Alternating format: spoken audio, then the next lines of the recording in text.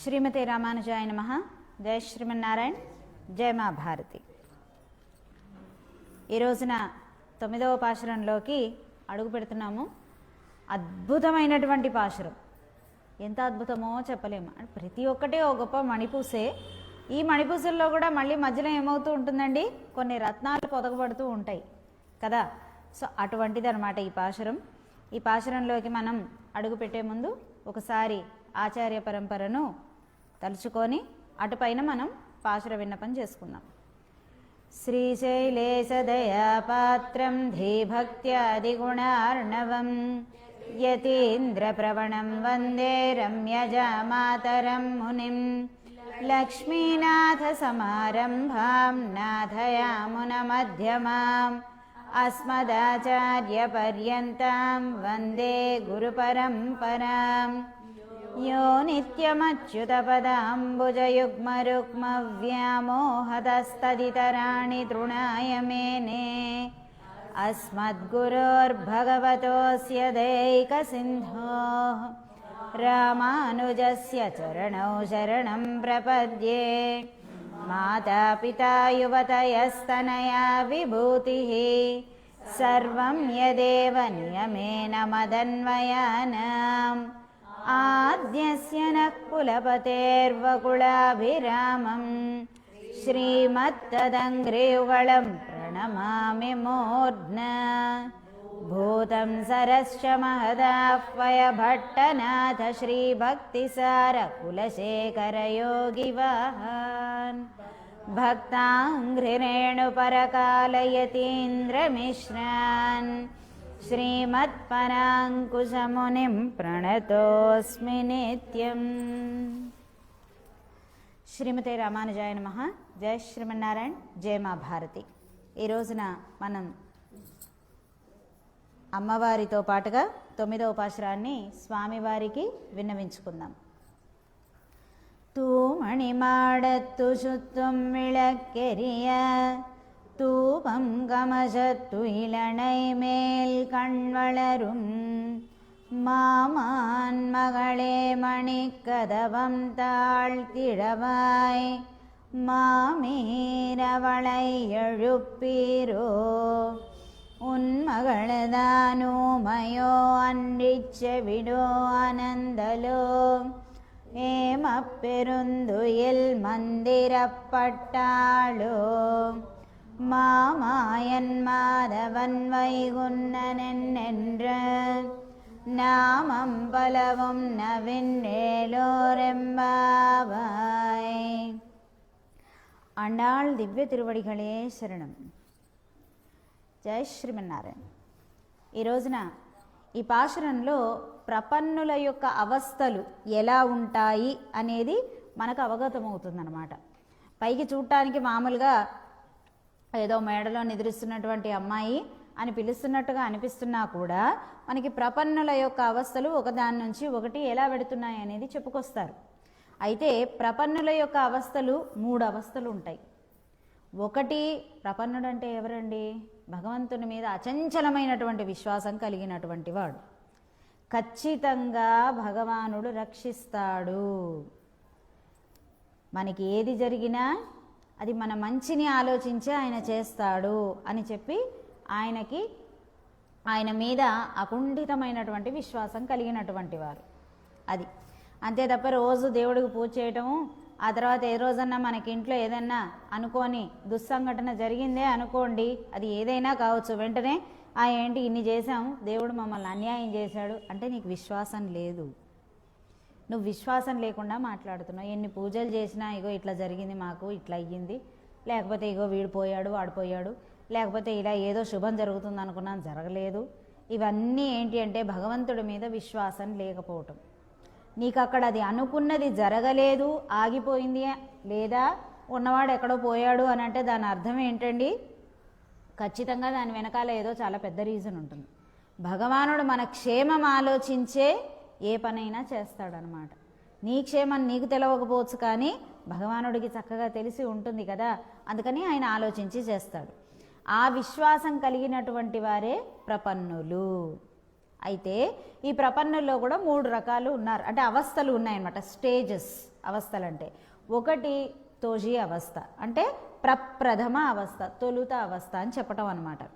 రెండవది తైమార అవస్థ, మూడవది నాయిక అవస్థ. అయితే ఈ తోజీ అవస్థలో ఏంటండి, అసలు స్వామి గురించి తెలుసుకోవటం తోజీ అవస్థ. ఇప్పుడు గట్టిగా చెప్పాలి అంటే చాలామంది అసలు తోజీ అవస్థకు కూడా రాకుండానే అబ్బో మాకు చాలా విషయాలు తెలుస్తాయని అనుకుంటారనమాట. భగవానుని విషయంలో ఆయనకి మనకి సంబంధం అనేటటువంటిది డెప్త్గా ఉండాలి, స్ట్రాంగ్గా ఉండాలి అంటే ఈ తోజీ అవస్థలోకి రావటం అనేది చాలా ఎసెన్షియల్. ఇది ఎలా రాగలుగుతామండి? పరమాత్మ కృప ఉంటే ఆయనే ఒక్కోసారి మనని తీసుకువెళ్తారు. ఒకవేళ ఆయన కృప తగ్గితే అప్పుడేం చేయాలి? ఆయన కృప ఉంటుందో లేదో తెలియాలి కదా. ఒక్కోసారి ఆయనే నడిపించుకొని తీసుకువెళ్ళిపోతారు.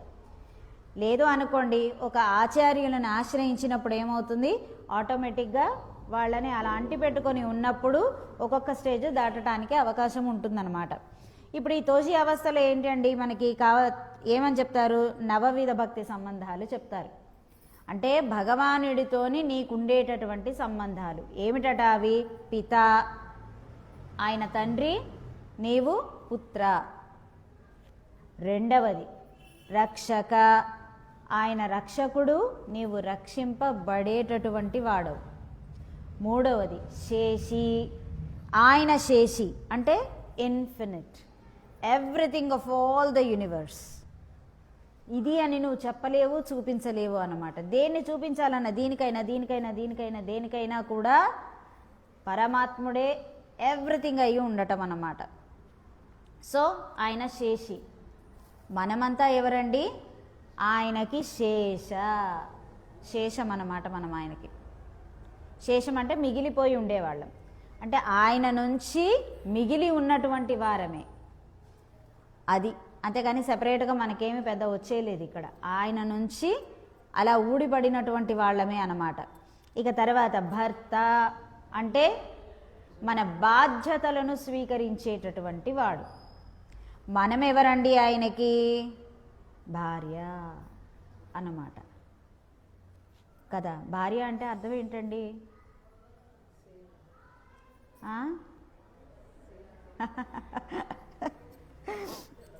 భర్త అంటే రక్షించేటటువంటి వాడు, మన బాధ్యతల్ని స్వీకరించేటటువంటి వాడు. భార్య అని అంటే బాధ్యతలను స్వీకరిస్తున్నాడు కనుక అక్కడ ధర్మ మార్గం ఏదైతే ఉన్నదో దానిలో అడుగు వేసేటటువంటిది అది. ఇక తర్వాత జ్ఞేయ అని అన్నారు, అంటే ఆయన తెలుసుకోదగినటువంటి వాడు, మనము తెలుసుకోవలసినటువంటి వాళ్ళం. ఇన్ని సంబంధాలు ఉన్నాయన్నమాట ఆయనకి మనకి. అలాగే స్వామి, ఆయన స్వామి అయితే మనము ఆయనకి దాసులం అన్నమాట. ఇక తర్వాత ఆధార, ఆయన మనకి ఏంటండి? ఆధారం. మనం ఆధేయులం, ఆయన మీద ఆధారపడి ఉన్నటువంటి వాళ్ళం. ఇక మహాత్మ అంటే ఆయన పరమాత్మ, మనము ఆయన నుండి వచ్చినటువంటి వారం అన్నమాట. మనం ఆత్మ అయితే ఆయన ఎవరండి? పరమాత్మ. అలాగే భోక్త, మనం భోజనం, ఆయన భోక్త. అందుకనే అంటారు, నువ్వు ఏదైనా తియ్యటి పదార్థాన్ని చేసి ఆయనకి పెడుతున్నావు, బాగానే ఉంది, ఎంతసేపు ఇలాగే ఉంటావా, లేకపోతే నువ్వే ఒక తియ్యటి పదార్థంగా మారుతావా అని అడుగుతారన్నమాట. ఆళ్వార్లే కానీ, ఋషులే కానీ, పెద్దలే కానీ, ఆచార్యులే కానీ ఇదే మాట అడుగుతూ ఉంటారు మనని. మనం ఆయనకి తియ్యటి పదార్థం అవ్వాలి. ఆయన ఎవరండి? ఆయన భోక్త అన్నమాట. ఇక తర్వాత ఇవన్నీ కూడా కాకుండా ఊరికినే ఇది అంతా ఈ 9 సంబంధాలు తెలుసుకోవటం అనేటటువంటిది ఏంటండి? ఒక స్టార్టింగ్ స్టెప్ మాత్రమే ఇది. యాక్చువల్గా భగవానుడితోటి మనకి 99 కోట్ల సంబంధాలు ఉన్నాయి. ఇది ఒక్కటే కాదు, ఈ 9 సంబంధాలు తెలుసుకుంటే ఆటోమేటిక్గా తతిమా సంబంధాలు వాటంతట అవే అవగతమవుతూ ఉంటాయి. మనకు అంతలోకే బిడ్డ అవుతాడు, అంతలోకే తండ్రి అయిపోతాడు, అంతలోకే యజమాని అవుతాడు, అంతలోకే మనని కాపుగాచే రక్షకుడు అయిపోతాడు, అంతలోకే ఆయన మన వీధి బయట ఉండి, మన గేటు దగ్గర ఉండి మనల్ని రక్షించేటటువంటి వాడు అవుతాడనమాట. అలాగే అంతలోకే మనకి అన్న అవుతాడు, అంతలోకే తమ్ముడు అవుతాడు. రకరకాల సంబంధాలు అన్నమాట.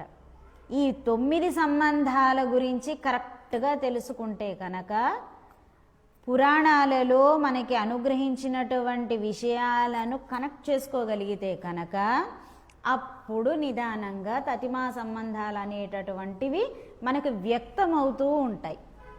లేకపోతే ఎంతసేపు ఎక్కడ మిగిలిపోతామండి? దేవుడు దేవుడే, కానీ రాముడు సీతను అనుమానించెను, రాముడు సీతను అడవులకు పంపించెను, రాముడు సీతను అగ్నిలోకి దూకమనెను, కృష్ణుడు చీరలను దొంగిలించెను. వీటికి సమాధానాలు దొరకవు. ఎందుకంటే మనం ఎవరిని ఆశ్రయించలేదు కదా. ఎవరు వచ్చి చెప్పాలి? నీకు అసలు ఆ సంశయం ఉందో లేదో ఎదుటి వాళ్ళకి తెలియాలి కదా. ఎదుటి వాళ్ళు వచ్చి చెప్తే నువ్వేమంటావు? మాకు అన్నీ తెలుసండి. నువ్వు అజ్ఞానిగానే ఉండిపోతావు అన్నమాట. నీ పిల్లలు వచ్చి నిన్ను అడిగినప్పుడు ఏమవుతుంది? ఓయ్ అట్లా అడగొద్దు, ఏంటి దేవుడు మొక్కుకు వస్తాడు, మనకెందుకు నాయన అట్లా ఏమనద్దు. వాడి పిల్లలకి సమాధానం చెప్పలేడు. దాంతో ఒకరోజు ఏమవుతుంది? నీ ఇంటి వాడే నోరు తీటబట్టి నాలిక ఉందా ఊడిపోయిందా అన్నట్లుగా భగవంతుడి గురించి ఇష్టం వచ్చినట్టు అవాకులు చవాకులు పేల్తాడు. వాడు మాట్లాడుతున్నాడు అంటే పాపం ఎవరిది? వాడిది కాదు, పునాది వేసిన నీది, మనది కాదు. అది అందుకని సంశయం అనేది దానికి పరిష్కారం వెతకాల్సిందే. లేదు, ఎదుటివారికి వచ్చినప్పుడు ఓ ఇలా ఉందా అని సంశయాన్ని ఎవరు తీర్చగలరో వారిని ఎంచుకోవాలి. అందుకే ఆత్మకు అర్థమైపోతుంది. ఎవరైతే సంశయాలు తీర్చగలిగేటటువంటి వారు ఉంటారో వారినే ఆచార్యులుగా ఎంచుకోవాలన్నమాట. అది ఇది వయస్సుతోని సంబంధించినటువంటి విషయం కాదు, లింగముతోని సంబంధించినటువంటి విషయం కాదు. ఎవరైతే ఈ సమస్యకి మనకి పూరణం చేయగలుగుతారో వారిని ఎంచుకుంటామన్నమాట. అది ఇక తర్వాత చెబుతున్నారు, నవవిధ భక్తి సంబంధాలు ఉన్నాయి మనకి స్వామితోటి. ఈరోజు పాశురం 9 కదా. ప్రత్యేకంగా అమ్మవారు 9వ పాశురం రోజున అద్భుతమైనటువంటి విషయాలు కలిగినటువంటి పాశురాన్ని మనకు అనుగ్రహించారు. అందుకే ఆవిడ 9గా ఎంచుకున్నారు పాశుర సంఖ్య కూడా. ఇక్కడ శ్రవణం, ఆ తర్వాత కీర్తనం. వింటే తప్ప నువ్వు కీర్తనం చేయలేవు. ఒకదానికొకటి క్షమించండి, ఇవన్నీ కూడా ఏంటండి? ఇంటర్ రిలేటెడ్ అన్నమాట. అలాగే కీర్తనం చేసిన తర్వాత దాన్ని స్మరణం చెయ్యాలి. స్మరణం ఎందుకు చెయ్యాలి? ఊరికే పుస్తకం మూసైనా పాడేయగలుగుతామండి, పుస్తకం మూసేసైనా సరే చదివేయగలుగుతాం అనటానికి కాదు. స్మరణ ఎందుకు అని అంటే పదం పదం మనకి కళ్ళకి ఎదురకుండా ఇమేజరీ అంటారు. ఆ ఇమేజరీ మన కళ్ళకి ఎదురకుండా కనిపించాలి. అప్పుడు కదా భగవానుడు మనకు అర్థమయ్యేది. ఆ తర్వాత పాదసేవనం. అలా నువ్వు అర్ధపరమార్థంతో స్మరించగా స్వామివారి యొక్క పాదసేవనం చేయగలుగుతావు. ఇక తర్వాత అర్చనం. అర్చన ఎలా చేయాలో తెలుస్తుంది. ఊరికే అగరబత్తి వెలిగించేస్తే అర్చన అయిపోదు కదా. తర్వాత వందనం, ఆ తర్వాత దాస్యం. ఎక్కడ ఏమున్నా సరే, ఇప్పుడు తీర్థం ఇస్తున్నారు, కింద చుక్కలు పడిపోతూ ఉంటాయి, పట్టించుకోము మనం. కాదండి, మన కొంగుతో మనం తొడవగలగాలి. పక్కవారి చేతుల్లోంచి పడిపోయినా పెరుమాళ్ళ తీర్థమే, మన చేతుల్లోంచి జారిపోతున్నా పెరుమాళ్ళ తీర్థమే.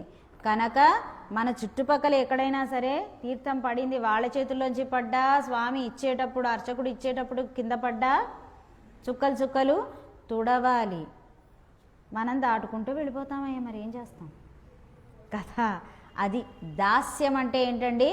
స్వామి యొక్క తీర్థం అనేటటువంటిది భాగవతుని చేతిలో పడింది. వాళ్ళు ఎవరైతే మనకెందుకండి, భాగవతులు అంతే. ఈ భాగవతుల చేతుల్లోంచి పడ్డప్పుడు అది మళ్ళీ ఎవరు తొక్కకూడదు కదా. అయ్యో పెరుమాళ్ళ తీర్థం కదండి, వెంటనే తుడవాలన్నమాట. అది ఇక తర్వాత చెప్తున్నారు సఖ్యం. భగవానుడితోని సఖ్యత ఏర్పాటవటం. ఏదో ఒక బంధం ఆటోమేటిక్గా ఏర్పాటవుతుంది. ఏదో ఒకటి మనం మాట్లాడగలుగుతాం. భగవానుని తో కమ్యూనికేట్ చేయగలుగుతామన్నమాట. ఇక ఆ తర్వాత ఆత్మ నివేదనం. ఆత్మ నివేదనం అంటే ఏంటండి? ఆత్మ ప్రదక్షిణ ఆత్మ నివేదనం అవ్వదు. శ్రీ వైష్ణవ సంప్రదాయంలో ఆత్మ ప్రదక్షిణ ఉండదు. ఎందుకంటే అసలు సంప్రదాయంలోనే ఉండదు. మరి వాళ్ళు చేస్తున్నారు వీళ్ళు చేస్తున్నారు అంటే మమ్మల్ని అడగద్దు, వాళ్ళని వెళ్ళి అడగండి. నువ్వు ఆత్మని ఎక్కడ విధులొస్తావు, ఎక్కడ వదులుతావు? ధ్వజస్తంభం దగ్గర వదిలేస్తావు. అక్కడ దాసోహం పెట్టమనేది అందుకే. మగవాళ్ళైతే సాష్టాంగం పెట్టాలి, ఆడవాళ్ళైతే గర్భస్థ శిశువు ఎలా ఉంటారో ఆ విధంగా వంగి పెట్టాలని చెప్తాం, అవునా? ఆ తర్వాత నువ్వు తలంతా అక్కడికి వంచి పెట్టినప్పుడు ఏమైంది? నువ్వు మొత్తం అక్కడే, నీ అహంకారం, నీ ఆత్మ అంతా కూడా అక్కడే. You are nothing. ఎప్పుడో ఆత్మ ఆయనకి సొంతం అయిపోయింది ఆ ధ్వజస్తంభం దగ్గర. ఇక నువ్వు లోపలికి వెళ్ళిన తర్వాత ఆత్మ ప్రదక్షిణ అంటే ఎక్కడ చేస్తున్నావు అంటే దేవుడికి ఇక్కడ చేయటానికి ఉండదు కదండి, అందుకే ఆత్మ ప్రదక్షిణ చేస్తాం. Who the hell are you to do that? సూర్యుడికి చేయలేం కదండి, అందుకే మేమే గిరగిరా కళ్ళు తిరిగేటట్టు తిరుగుతాం. అంటే ఇప్పుడు సూర్యుడు రోజు అట్నుంచి ఇటు ఇటు నుంచి అటు తిరుగుతున్నాడంటే నీ చుట్టూ తిరుగుతున్నాడు ఆయన కదా. అందుకని ఆత్మ ప్రదక్షిణ అనేది ఉండదు. భగవన్ నివేదం అయిపోయింది. అది అయిపోయి నువ్వు నివేదన అయిపోయిన తర్వాత ఎలా ఉంటుందంటే, స్వామికి ఇంటికి వచ్చిన గెస్ట్ ఉన్నారండి, వాళ్ళకి విస్తట్లోకి నువ్వు ఉంచేసావు. ఉంచిన తర్వాత ఉప్పు సరిపోయిందో లేదో చూశాను అబ్బా ఇక తిను అంటే ఎలా ఉంటుంది? వాళ్ళ విస్తట్లో వేసిన తర్వాత వాళ్ళదే. ఎవరికైనా వచ్చారు కదా అని చెప్పి చక్కగా చీర పెట్టేసేసి ఆ తర్వాత చూసి అయ్యో దినంచు కొంచెం ఇది తీసుకొని నీకు ఇంకోటి ఇస్తాను కదా, అంత అసహ్యంగా ఉంటుందన్నమాట. ఆల్రెడీ నివేదన అయిపోయిన దాన్ని నువ్వు పట్టుకొని వేలాడుతూ మళ్ళీ గిరగిరా గిరగిరా కళ్ళు తిరిగేటట్టు తిరగటం ఎందుకు? నో, ఉండదు అది. ఇక ఇన్ని వీటినే దాస్యం సఖ్యం, ఈ చివరన ఉన్నాయి కదా, దాస్యం సఖ్యం ఆత్మ నివేదనం, దీనినే మధుర భక్తి అంటారు. ఈ చిట్ట చివరి స్టేజెస్ అన్నమాట ఈ మూడు కూడా. అది ఈ అమ్మాయి ఒక్కొక్కటిగా అన్నింటినీ కూడా దాటుకుంటూ ఈ మధుర భక్తి అనేటటువంటి స్థితిలో ఉన్నదన్నమాట ఈరోజు అమ్మాయి. ఈరోజు ఎవరైతే వీళ్ళతోని కలవడం మర్చిపోయి ఇంటి దగ్గరే ధ్యానం చేసుకుంటూ ఇంటి దగ్గరే పరమాత్మ గురించి ఆలోచిస్తూ కూర్చున్నదో ఆ అమ్మాయి ఈ స్టేజెస్ అన్నీ దాటిపోయి ఉన్నదన్నమాట. అది చెప్తున్నారు. ఇక తర్వాత చెప్తున్నారు ప్రపన్నుల యొక్క అవస్థలో ఇది తోజీ అవస్థ, ఈ సంబంధాలు ఈ బాంధవ్యాలు తెలుసుకోవటం. ఇక రెండవది తైమార అవస్థ. ఈ తైమార అవస్థ అంటే ఏంటండి? ఇది ఇక భగవంతుడే ఉపాయం అని నమ్మటం. అంటే ఇక అంతా ఆయనే, ఎవ్రీథింగ్ ఏం చెయ్యాలన్నా సరే ఆయన ద్వారానే. ఒక మంచి పని చేస్తున్నామనంటే భగవంతుడే చేయిస్తున్నాడు అని భావన కలిగి ఉండటం, అది స్ట్రాంగ్గా ఉండటం, అది అన్నమాట. ఇక ఆయనే సర్వస్వం. శరణాగతి చేయటం. ఇవన్నీ సమాశ్రయణాలు తీసుకుంటే శరణాగతి అయిపోయినట్టు అవ్వదు. సమాశ్రయణాలు అనేది ఫస్ట్ స్టెప్. అది ఇవన్నీ తెలుసుకోవడానికి ఒక ఫస్ట్ స్టెప్. మనం ఏం చేస్తున్నాము? చేసుకొని గమ్మన కూర్చుంటాం. అట్లా కుదరదు. ఆశ్రయిస్తుంటే రోజుకో విషయం తెలుస్తూ ఉంటుందన్నమాట. మనం ఎవరిని ఆశ్రయించకుండా గప్చుప్గా ఇంట్లో కూర్చొని టీవీ సీరియళ్ళు చూస్తూ ఉంటుంటే ఏమవుతుంది?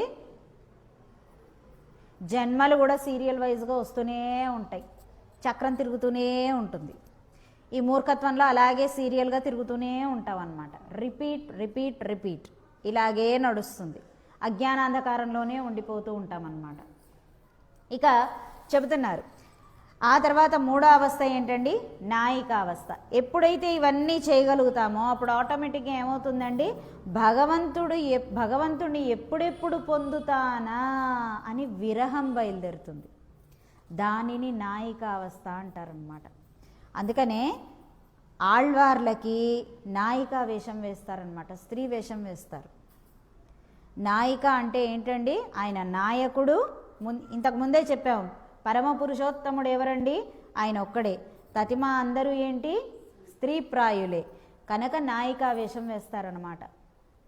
అది నువ్వు స్త్రీవి కావచ్చు, పురుషుడు కావచ్చు, నీ శరీరపరంగా ఇక్కడ ఎలా ఉన్నా కూడా, అది పురుగే కావచ్చు, కుక్కే కావచ్చు, నక్కే కావచ్చు, ఏదైనా కూడా పరమాత్మను ఎప్పుడు పొందుతానా అని విరహపడేటటువంటి స్థితి ఏదైతే ఉంటుందో అది నాయిక అవస్థ. తహతహలాడిపోవాలన్నమాట.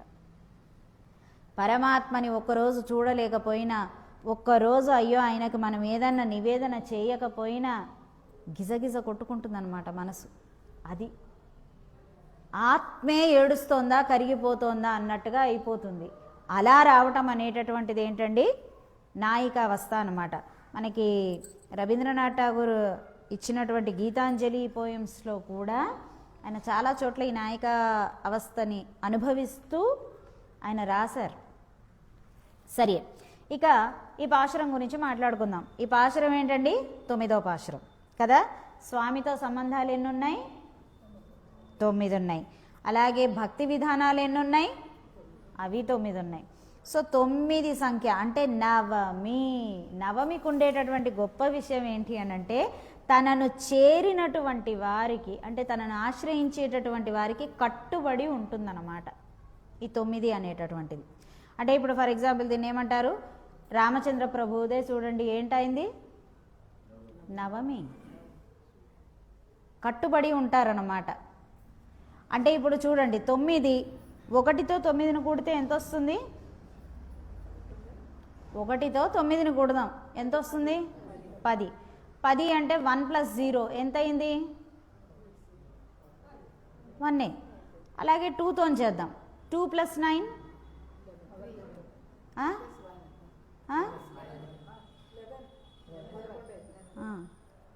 మ్యాథ్స్లో బాగా వీక్.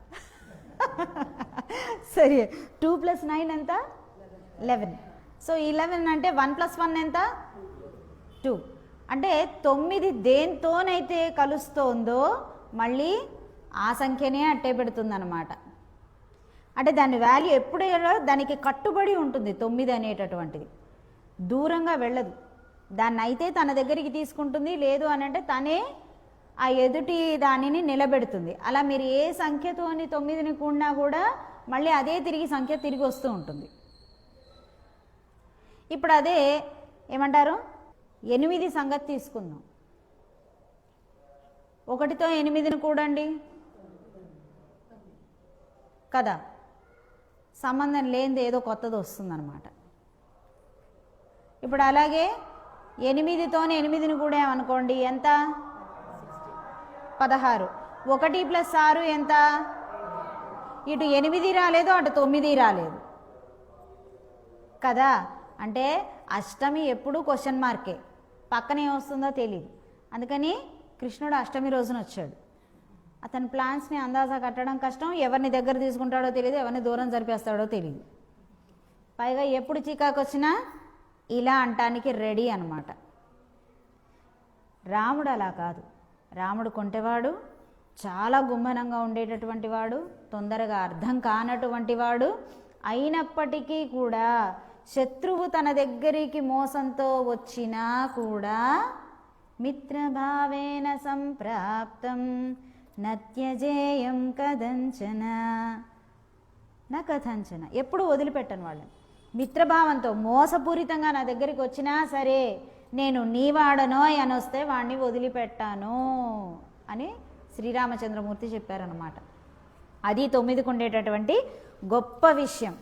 ఇక ఈ పాశురంలో ఉండేటటువంటి ఈ అమ్మాయి ఎటువంటి అవస్థలో ఉందండి, ఈ అన్నీ దాటుకొని నవవిధ భక్తి సంబంధాలే కానీ, లేదా నవవిధ భక్తి విధానాలే కానీ, వీటన్నిటినీ దాటుకొని భగవంతుడితోని 99 కోట్ల సంబంధాలని ఏర్పరచుకున్నటువంటి గొప్ప నాయికామణి అన్నమాట. అందుకనే పొయ్గయాళ్వార్లు అంటారండి, ఈ నాయికావస్థలో ఎలా ఉంటుందంటే, పుగష్వాయ్ పజిప్పాయ్ నీ పూందుజాయనై ఇగజ్వాయ్ కరుదువాయ్ నెంజే. నెంజే ఓ నా మనసా అని చెప్తున్నారు, మనసుకు చెప్పుకుంటున్నారు. ఏమని చెప్తున్నారండి ఆళ్వార్లు?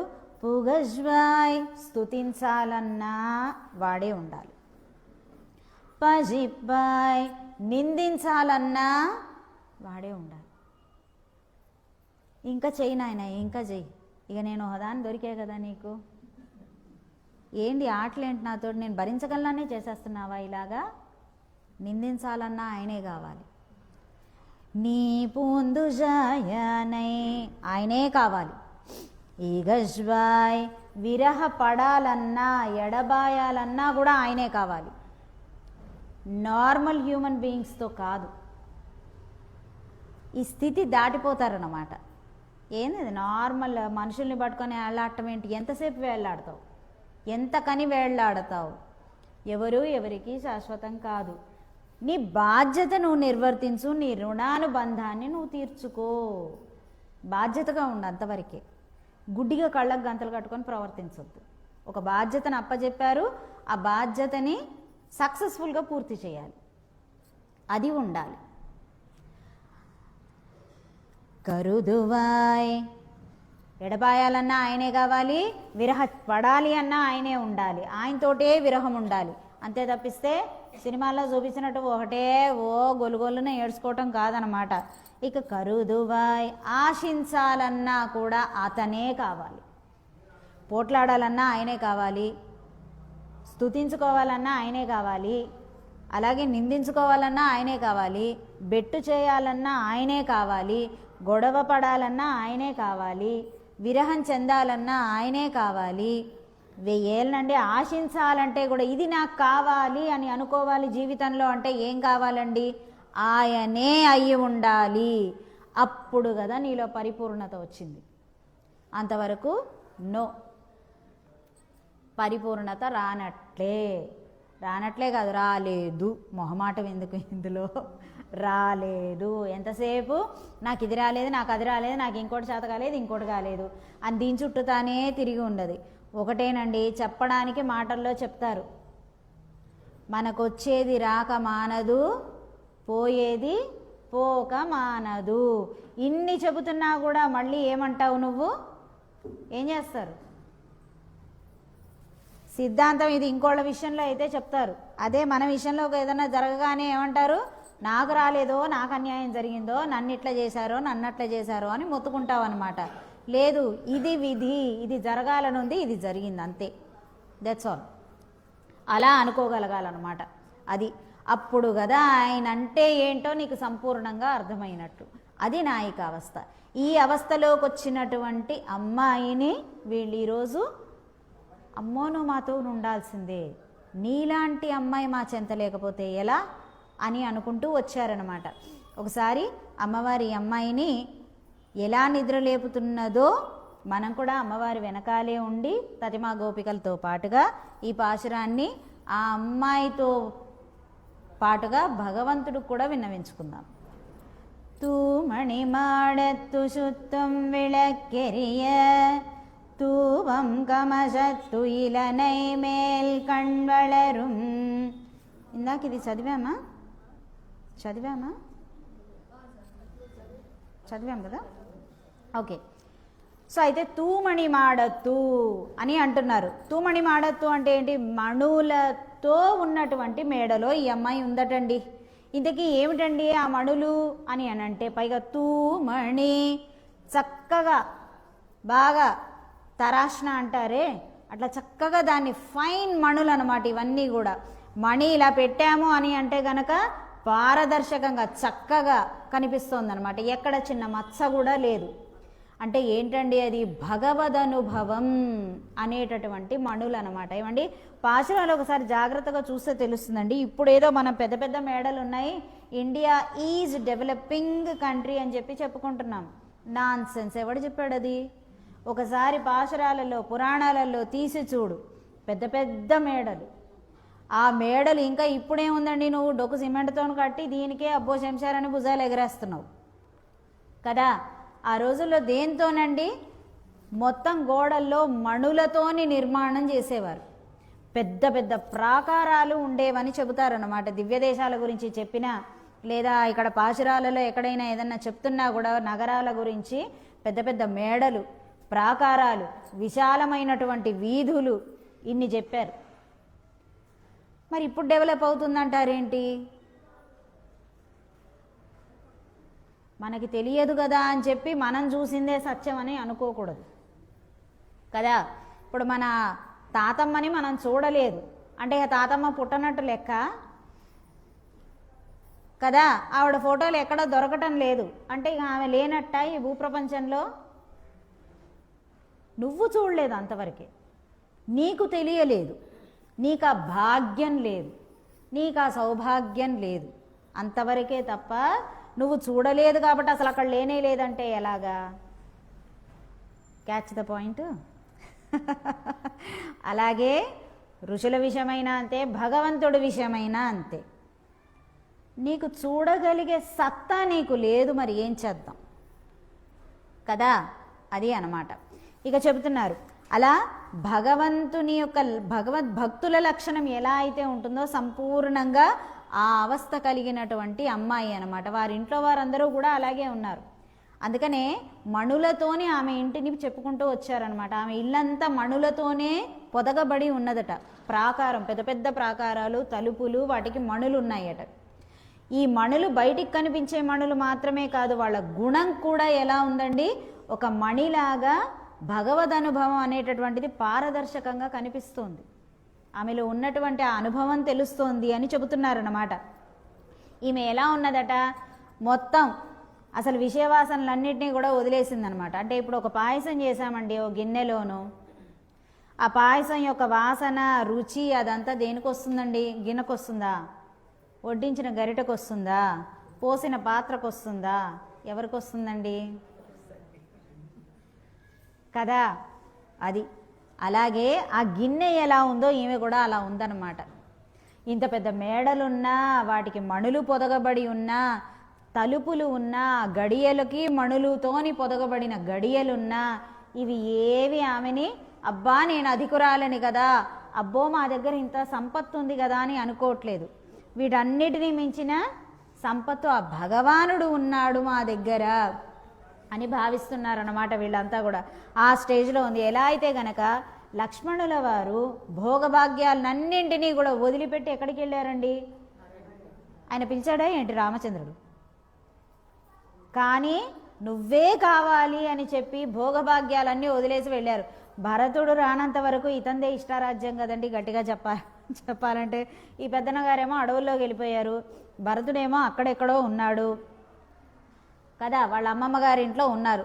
కాబట్టి ఆయన రావాలి, వచ్చే నాటికి వచ్చే వరకు కూడా ఏంటి, ఇతందే ఇష్టారాజ్యం. కానీ ఉన్నాడా? భగవంతుణ్ణి మించిన సంపద మరి ఒకటి లేదు కదా. అందుకని ఆయన అరణ్యంలో ఉంటే అదే రాజ్యం అని వెళ్ళిపోయారన్నమాట. అది అలాగే భరతాళ్వానికి సామ్రాజ్యం అంతా వచ్చి ఒళ్ళో పడిపోయింది. మరి ఏలాడా? లేదండి, ఎక్కడో నందిగ్రామంలో ఉండిపోయి తనకి విధింపనే విధింపలేదు. అయినా సరే అన్నగారు ఏ వస్త్రాలు కట్టుకున్నారో ఈయన కూడా అదే వస్త్రాలు కట్టుకొని, అలాగే జుట్టుముడిని పెద్ద శిఖ వేసుకొని ఏం చేశారు, అక్కడే నందిగ్రామంలోనే ఉండిపోయారు. ఆయన ఉండిపోయి అక్కడి నుంచి పరిపాలన చేశారు. సింహాసనం మీద పాదుకల్ని కూర్చోబెట్టాడు. నిత్యమైన ఆహారం ఏంటి? ఇంతకుముందు చెప్పుకున్నాం, అబ్బెబ్బే కందమూలాలు రాముడు తీసుకున్నాడు. భరతుడు తీసుకున్నది ఏంటి? ఓ గుప్పెడు శనగలు. ఈ శనగల్ని గోపంచితంలో ఉడకబెట్టుకొని అవి మాత్రమే స్వీకరించేవారు. అంతే, 3 పూట్ల 3 గుప్పెళ్ళు మాత్రమే, ఇంకంతకు మించి ఆయన ఏం స్వీకరించేవారు కాదు. ఒక్కోసారి 2 పూట్లే, ఒక్కోసారి 1 పూటే. అది ఆయన ఆహారం అంతవరకే అన్నమాట. ఇక అంతకు మించి ఆయన అంటే ఏమర్థమవుతోందండి, తినడానికి జీవించలేదు ఆయన. రాముడు వచ్చేదాకా ఉండాలి, రాజ్యాన్ని అప్పచెప్పాలి కదా, అందుకని ఉండాలి నేను ఇక్కడ, జీవించటానికి మాత్రమే తినాలి. ఆఫ్కోర్స్ చాలా మంచి ప్రోటీన్, న్యూట్రియంట్స్ బాగా కలిగిన ఆహారమే తీసుకున్నారు. తింటే అలా తినాలి. ఓ బగ్గ బుక్కుతూనే ఉంటాం, ఎప్పుడు పడితే అప్పుడు, ఏది పడితే అది. ఇంట్లో చేసుకునేవి ఇంట్లోనే ఉంటాయి, బయట నుంచి తెప్పిస్తాం. మళ్ళీ బయటికి వెళ్ళామంటే ఏ బండిని వదిలిపెట్టే ప్రసక్తే లేదు కదా.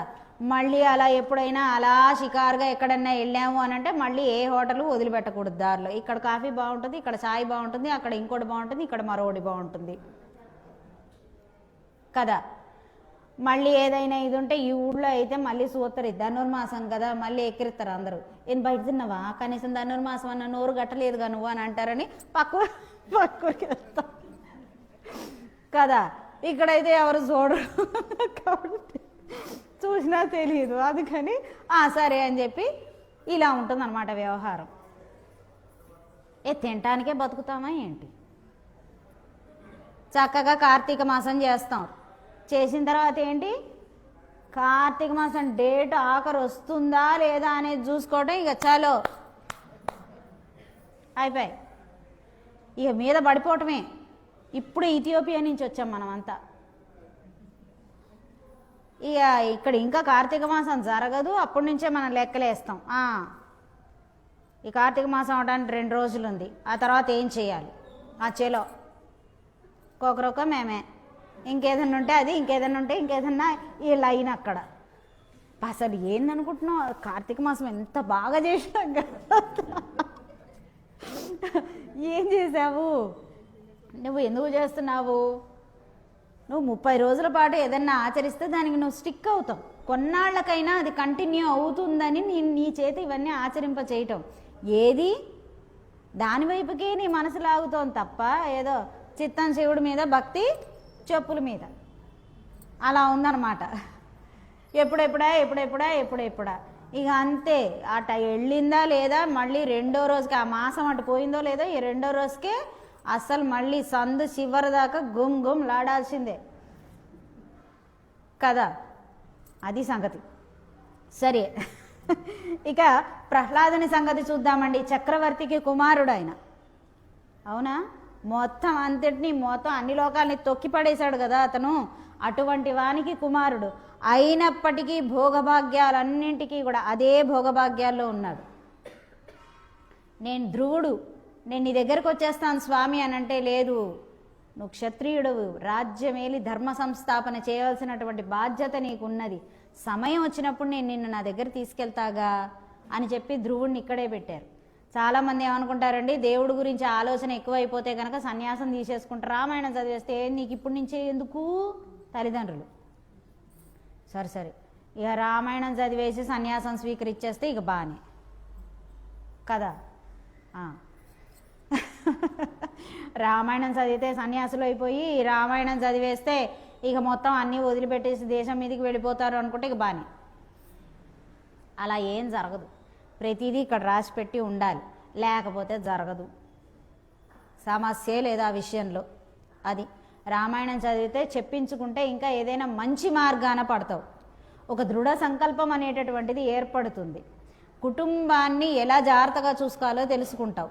ఇవన్నీ ఏం లేకుండా భగవంతుడి గురించి చేస్తే వామ్మ ఇంకే ఉంది, ఇప్పటి నుంచే ఎందుకులేండి అని చెప్తూ ఉంటారనమాట సాగదీసి. ఇంకెప్పుడు కరోనాలో అసలు ఒక చూపు చూస్తుంటే ఈ పాటికి ఎప్పుడో గోడలకు ఎక్కేవాళ్ళం అందరం కదా. ఏదో ఎక్కడో పుణ్యం అక్కడ ఒక చీమంతా ఆవగింజంతలో ఒక ఎక్కడో ఇలా ఇంచాల డాట్ ఉంది కాబట్టి ఉన్నాం. అంటే ఏంటండి, మృత్యువుని జయించినట్టే కదా. మరి మృత్యువుని జయించినప్పుడు ఏం చెయ్యాలి? కరోనా పోయింది, ఇంజక్షన్లు వేయించుకున్నాం కాబట్టి ఇంకా తెగబడి బుక్కాలి. షుగర్ ఉన్నాడు, షుగర్ ఉంటూనే ఉంటుంది. మళ్ళీ వాడు స్వీట్లు అది అది అబ్బో ఇక తింటాం. బీపీ ఉన్నాడు, బీపీ ఉన్నట్టే ఉంటాడు, మందులు వేసుకుంటూనే ఉంటాడు, అరుస్తూనే ఉంటాడు, ఊదుతూనే ఉంటాడు, అన్నీ నడుస్తూనే ఉంటాయి. లివర్ ప్రాబ్లం ఉన్నాడు, లివర్ ప్రాబ్లం ఉండేదే ఈ మందు వేస్తుంటాడు, ఆ మందు వేస్తుంటాడు, అన్నీ నడుస్తూనే ఉంటాయి. ఇంత పెద్ద పెద్ద ఉదంతాలు జరిగిన తర్వాత నేర్చుకోవాల్సింది ఒకటి ఉంది కదా. ఎక్కడ నేర్చుకుంటున్నాం? నేర్చుకోవట్లేదు. అది ఈ అమ్మాయి అలా లేదన్నమాట. రాక్షస పుత్రుడే కదండి, దానవుని యొక్క కుమారుడు ప్రహ్లాదుడు. అటువంటి ఆయన కూడా చక్కగా కట్టుబడి ఉన్నాడు. మనిషి జన్మ ఎత్తాక ఇంకేమిటండి రోగం మనకి కదా. అది ఇక సరే, ఇంత గొప్పగా ఈ ఇంటిని ఎందుకండి వర్ణించారు అని అంటే, మొట్టమొదటి పాశురంలోనే అమ్మవారు ఏం చెప్పారు? భగవంతుని స్థలానికి వెళ్ళేటప్పుడు, భాగవతుని యొక్క స్థలానికి వెళ్ళేటప్పుడు ఆ చుట్టుపక్కల ఉన్నటువంటి వాటన్నింటినీ కూడా కీర్తించాలని చెప్పారు. అక్కడ అసలు అడుగు పెడుతూనే భగవానుని యొక్క ప్రెజెన్స్ అనేది వాళ్ళు అసెస్ చేయగలుగుతున్నారనమాట. అది ఇక చెబుతున్నారండి, ఈ మణులు ఎటువంటివట, ఇట్లాంటి మణులు కాదట చెబుతున్నారు అమ్మవారు. అందులో ఇది శమంతకమణి లాంటిది అసలే కాదు. ప్రతి మణి కూడా వాల్యుబుల్. ఎందుకంటే ప్రతి మణిలో కూడా భగవన్నామ స్మరణ అనేటటువంటిది వీళ్ళ ఇంట్లో చేయగా చేయగా చేయగా చేయగా ఆ గుణమంతా కూడా, ఆ రసమంతా కూడా ఆ మణులకి ఇలా అతుక్కుపోయినట్టుగా ఉన్నదట. ఇది శమంతకమణి లాంటి మణి కాదమ్మా అని చెబుతున్నారనమాట. ఇప్పుడు శమంతకమణి ఏమైందండి? అది సత్రాజిత్ దగ్గరే ఉందనుకుందాం. సత్రాజిత్ దగ్గర ఉంటే ఏమైంది? అతని తమ్ముడు ప్రసేనుడు కాస్త నేను వేసుకుని వెళ్తానని చెప్పాడు. అవునా? వెళ్ళిన వాడు ఏమయ్యాడు? ఇక మళ్ళీ తిరిగి రాలేదు పాపం, మాంసఖండం అయిపోయాడు. ఇక తర్వాత వచ్చేసరికి ఈ శమంతకమణిని అడిగిన పాపానికి శ్రీకృష్ణ పరమాత్మకి ఏం జరిగింది? అమ్మో, ఎన్ని నిందలు భరించాల్సి వచ్చింది. ఆయన కాబట్టి మాపుకున్నారు, కానీ మనలాంటి వాళ్ళు అయితే ఇక అంతే, తలకిందులు తపస్సు చేసినా జరగని పనిది. ఇక తర్వాత ఈ శమంతకమణిని దొంగిలించమని చెప్పారు. ఎవరండి? శతధనుడు దొంగిలించాడు. దొంగిలించినందుకు అసలు అతని ప్రాణమే పోయిందట. ఈ దొంగిలించమని చెప్పినటువంటి వాడు కృతవర్మ.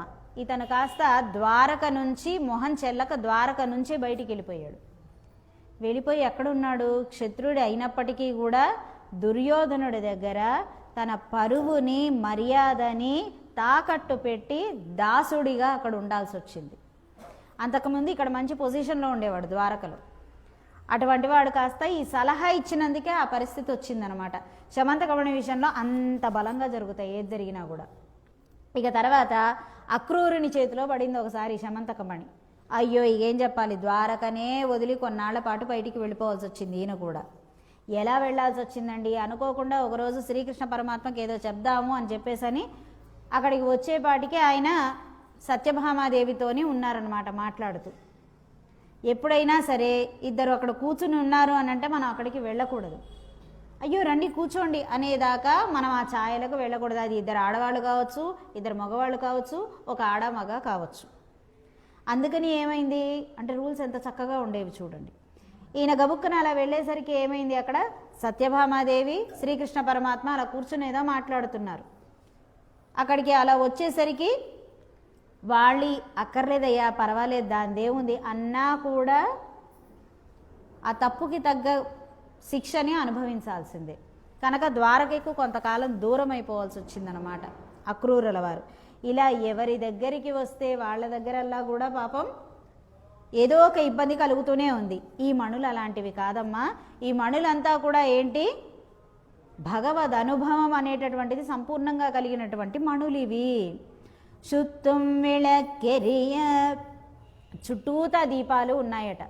నిజంగా అవి దీపాలేనా అమ్మా?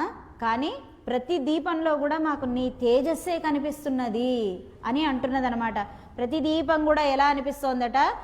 ఈమె ముఖంలో భగవన్నామస్మరణ చేసి చేసి ముఖమే అసలు భగవానుడి ముఖమా అన్నట్టుగా ఉన్నదనమాట. అంత తేజస్సుతో ఉంది.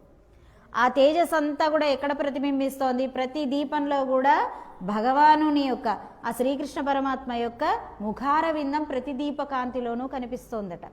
అది ఇక ధూపం కమశ, ధూప పరిమళం.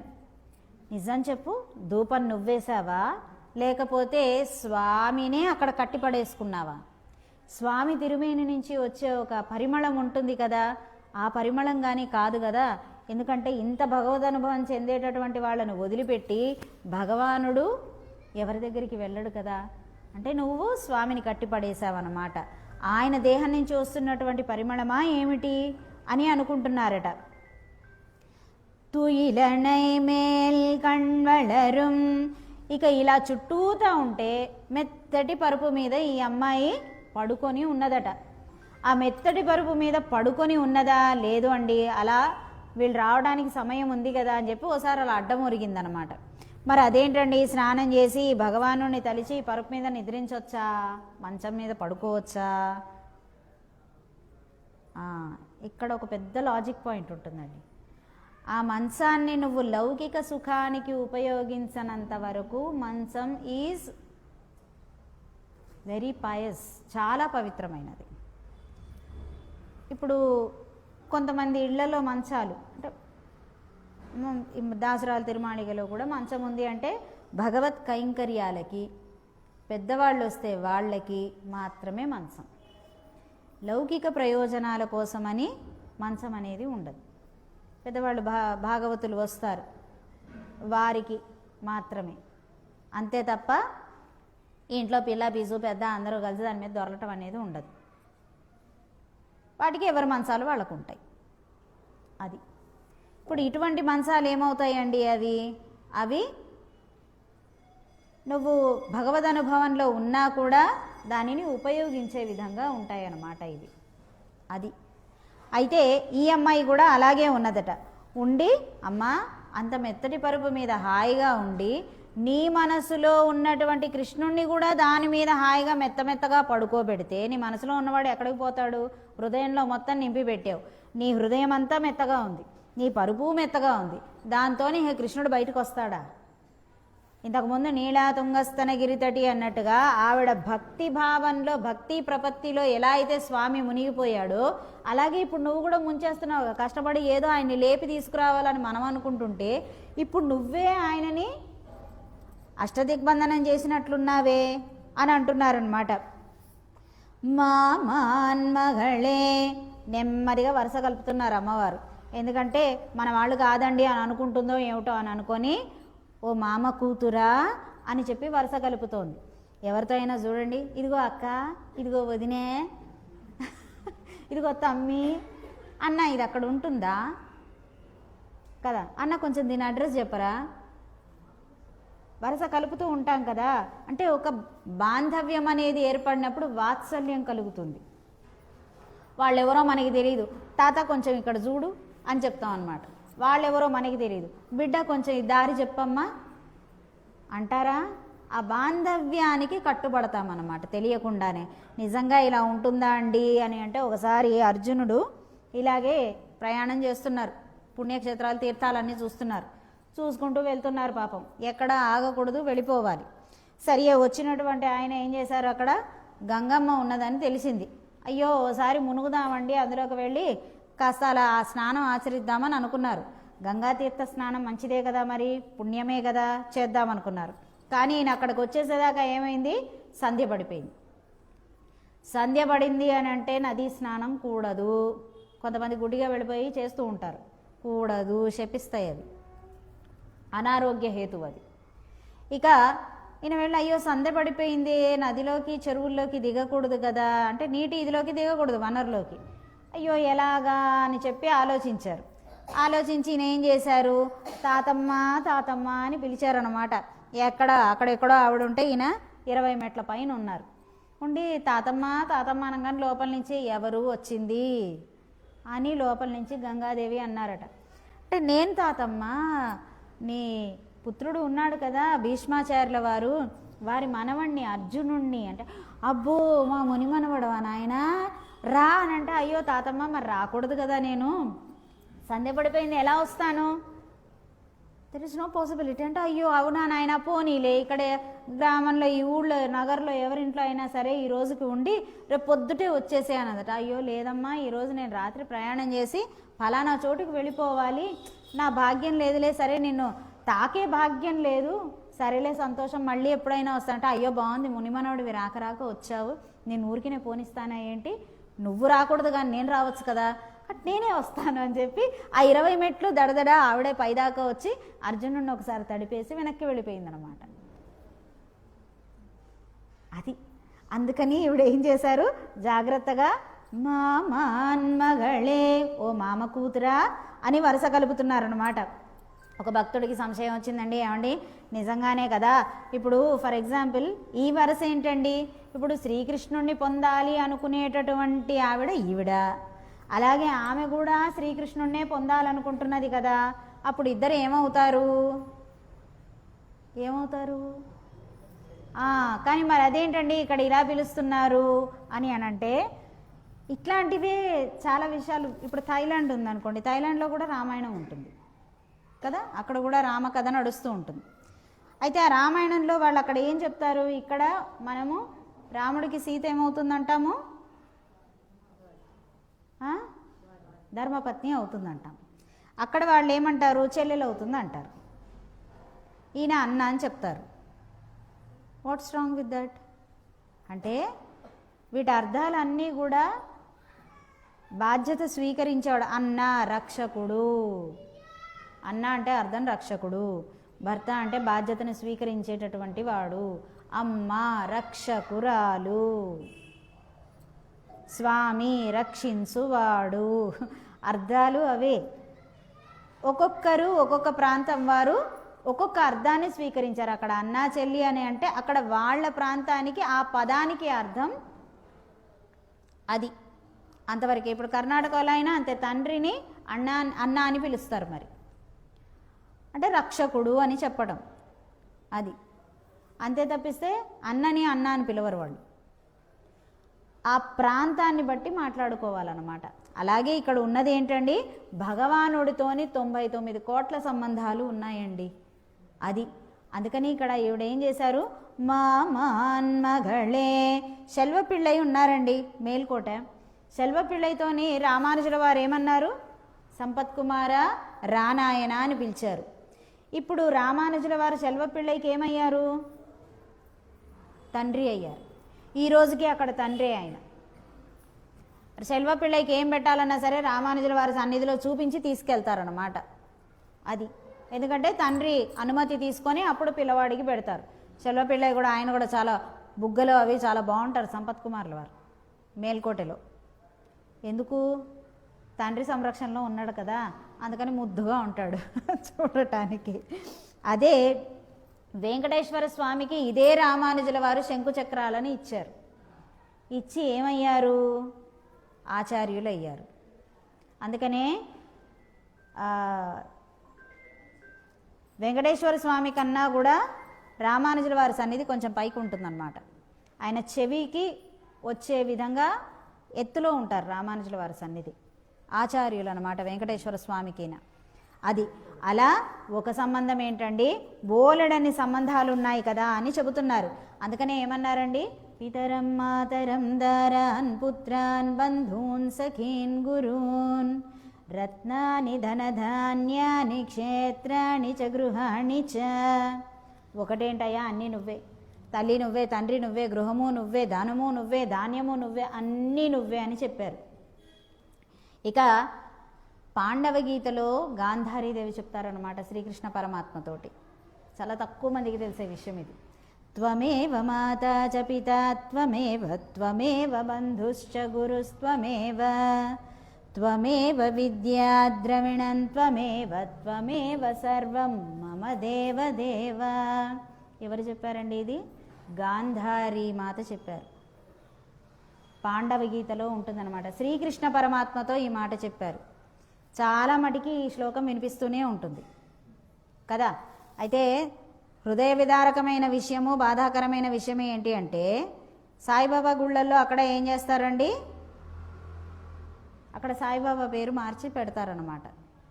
ఏమన్నా అంటే ఇది మాకు చెప్పారండి అని అంటారు. ఎక్కడ చెప్పారు, సాయిబాబా భజన్స్ అక్కడ మహారాష్ట్ర ఇదిలో కూడా, సంస్థాన్లో కూడా వాళ్ళు రిలీజ్ చేసే సీడీల్లో ఇదే శ్లోకం ఉంటుంది తప్ప ఇంకొక శ్లోకం ఉండదు కదా. ఇటువంటివి చాలా సీరియస్గా తీసుకోవాల్సిన విషయాలన్నమాట. అది ఎవరిని ఉద్దేశించింది, పరమాత్మను ఉద్దేశించింది, శ్రీకృష్ణ పరమాత్మను ఉద్దేశించింది. నువ్వు నేను ఎవరో కూర్చొని రాసింది కాదు, స్వయంగా గాంధారీ మాత పలికినటువంటి మాటని నువ్వు నీ ఇష్టం వచ్చినట్టు ఎలా చేంజ్ చేసుకుంటావు కదా. అది అన్నమాట. గుడ్డిగా దేన్ని ఫాలో కాకూడదు. అది గ్రహించుకోవాలి. కప్పల తక్కడ వ్యవహారంలాగా ఉండకూడదు. సరేనా అండి. అది ఇప్పుడు జీవితాన్ని చూసి ఆదరించు, మెచ్చుకో. ఒక జీవితాన్ని మెచ్చుకో, అంతవరకే. గుడ్డిగా ఆరాధకులైపోకూడదనమాట. అప్పుడు నీ జన్మకి, నీ జీవితానికి అర్థమే లేకుండా అవుతుంది, వ్యర్థ జీవితం అవుతుంది. ఎలా అంటే, తల్లి తండ్రి నువ్వు ఉండగా పక్కవాడు ఎవడో రూపాయి బిళ్ళ ఇచ్చాడు, సందు చివరన ఇచ్చాడు, ఒక ఐస్ క్రీమ్ ఇచ్చాడని చెప్పి నీ పిల్లవాడు వాడికి అలవాటు పడిపోతే నీకు ఎలా ఉంటుంది, ఎలా ఉంటుంది? ఇక్కడ వీడిని పోషిస్తున్నావు నువ్వు, రెక్కలు ముక్కలు చేసుకొని పగలస్తమానం అడ్డమైన తిట్లు తింటూ గొడ్డు చాకిరీ చేస్తూ సంపాదించుకొని తెస్తున్నావు. ఈ తల్లి ఏమో పాపం సంపాదించేదైతే అలాగే సంపాదిస్తుంది పాపం, లేదైతే ఇంట్లో ఉండి మొత్తం పగలస్తమాను గానుగెద్దులాగా అక్కడక్కడే తిరుగుతూ అన్నీ కదా. ఇక నువ్వు దీనికి వెళ్ళినా సమస్తం చచ్చినట్టు వాళ్ళే చేశారు. అవునా? ఆ పక్క సందులో వాడెవడో వచ్చి ఐస్ క్రీమ్ రోజు అలవాటు చేసి నేను అక్కడికే వెళ్తాను, వాడింటికే వెళ్తాను, వాడే నాకు మమ్మీ, వాడే నాకు డాడీ, వాడే ఎవ్రీథింగ్ అంటాము. లేదు అంటే మిమ్మల్ని మమ్మీ డాడీ అని పిలుస్తున్నాను but he is everything for me అని అంటే ఎలా ఉంటుంది కదా. చాలామంది 90% మంది చేస్తున్నటువంటి హిపోక్రసీ అదే. మాకు ఆయన నమ్ముకున్నప్పటి నుంచి బాగుందండి. తప్పండి. ఎలా బాగుంది? ఏ రకంగా బాగుంది? నీకు మీ అమ్మ నాయన చేసిన పుణ్యం నిన్ను రక్షిస్తోందని మర్చిపోకు. ఆ పుణ్యాన్ని లెక్కలు కట్టేటటువంటిది నారాయణుడని మర్చిపోకు. నోబడీ నీకు ఎక్కడ వేదంలో, శాస్త్రంలో, పురాణంలో చెప్పబడి లేదు. ఆదరించు అంతవరకే.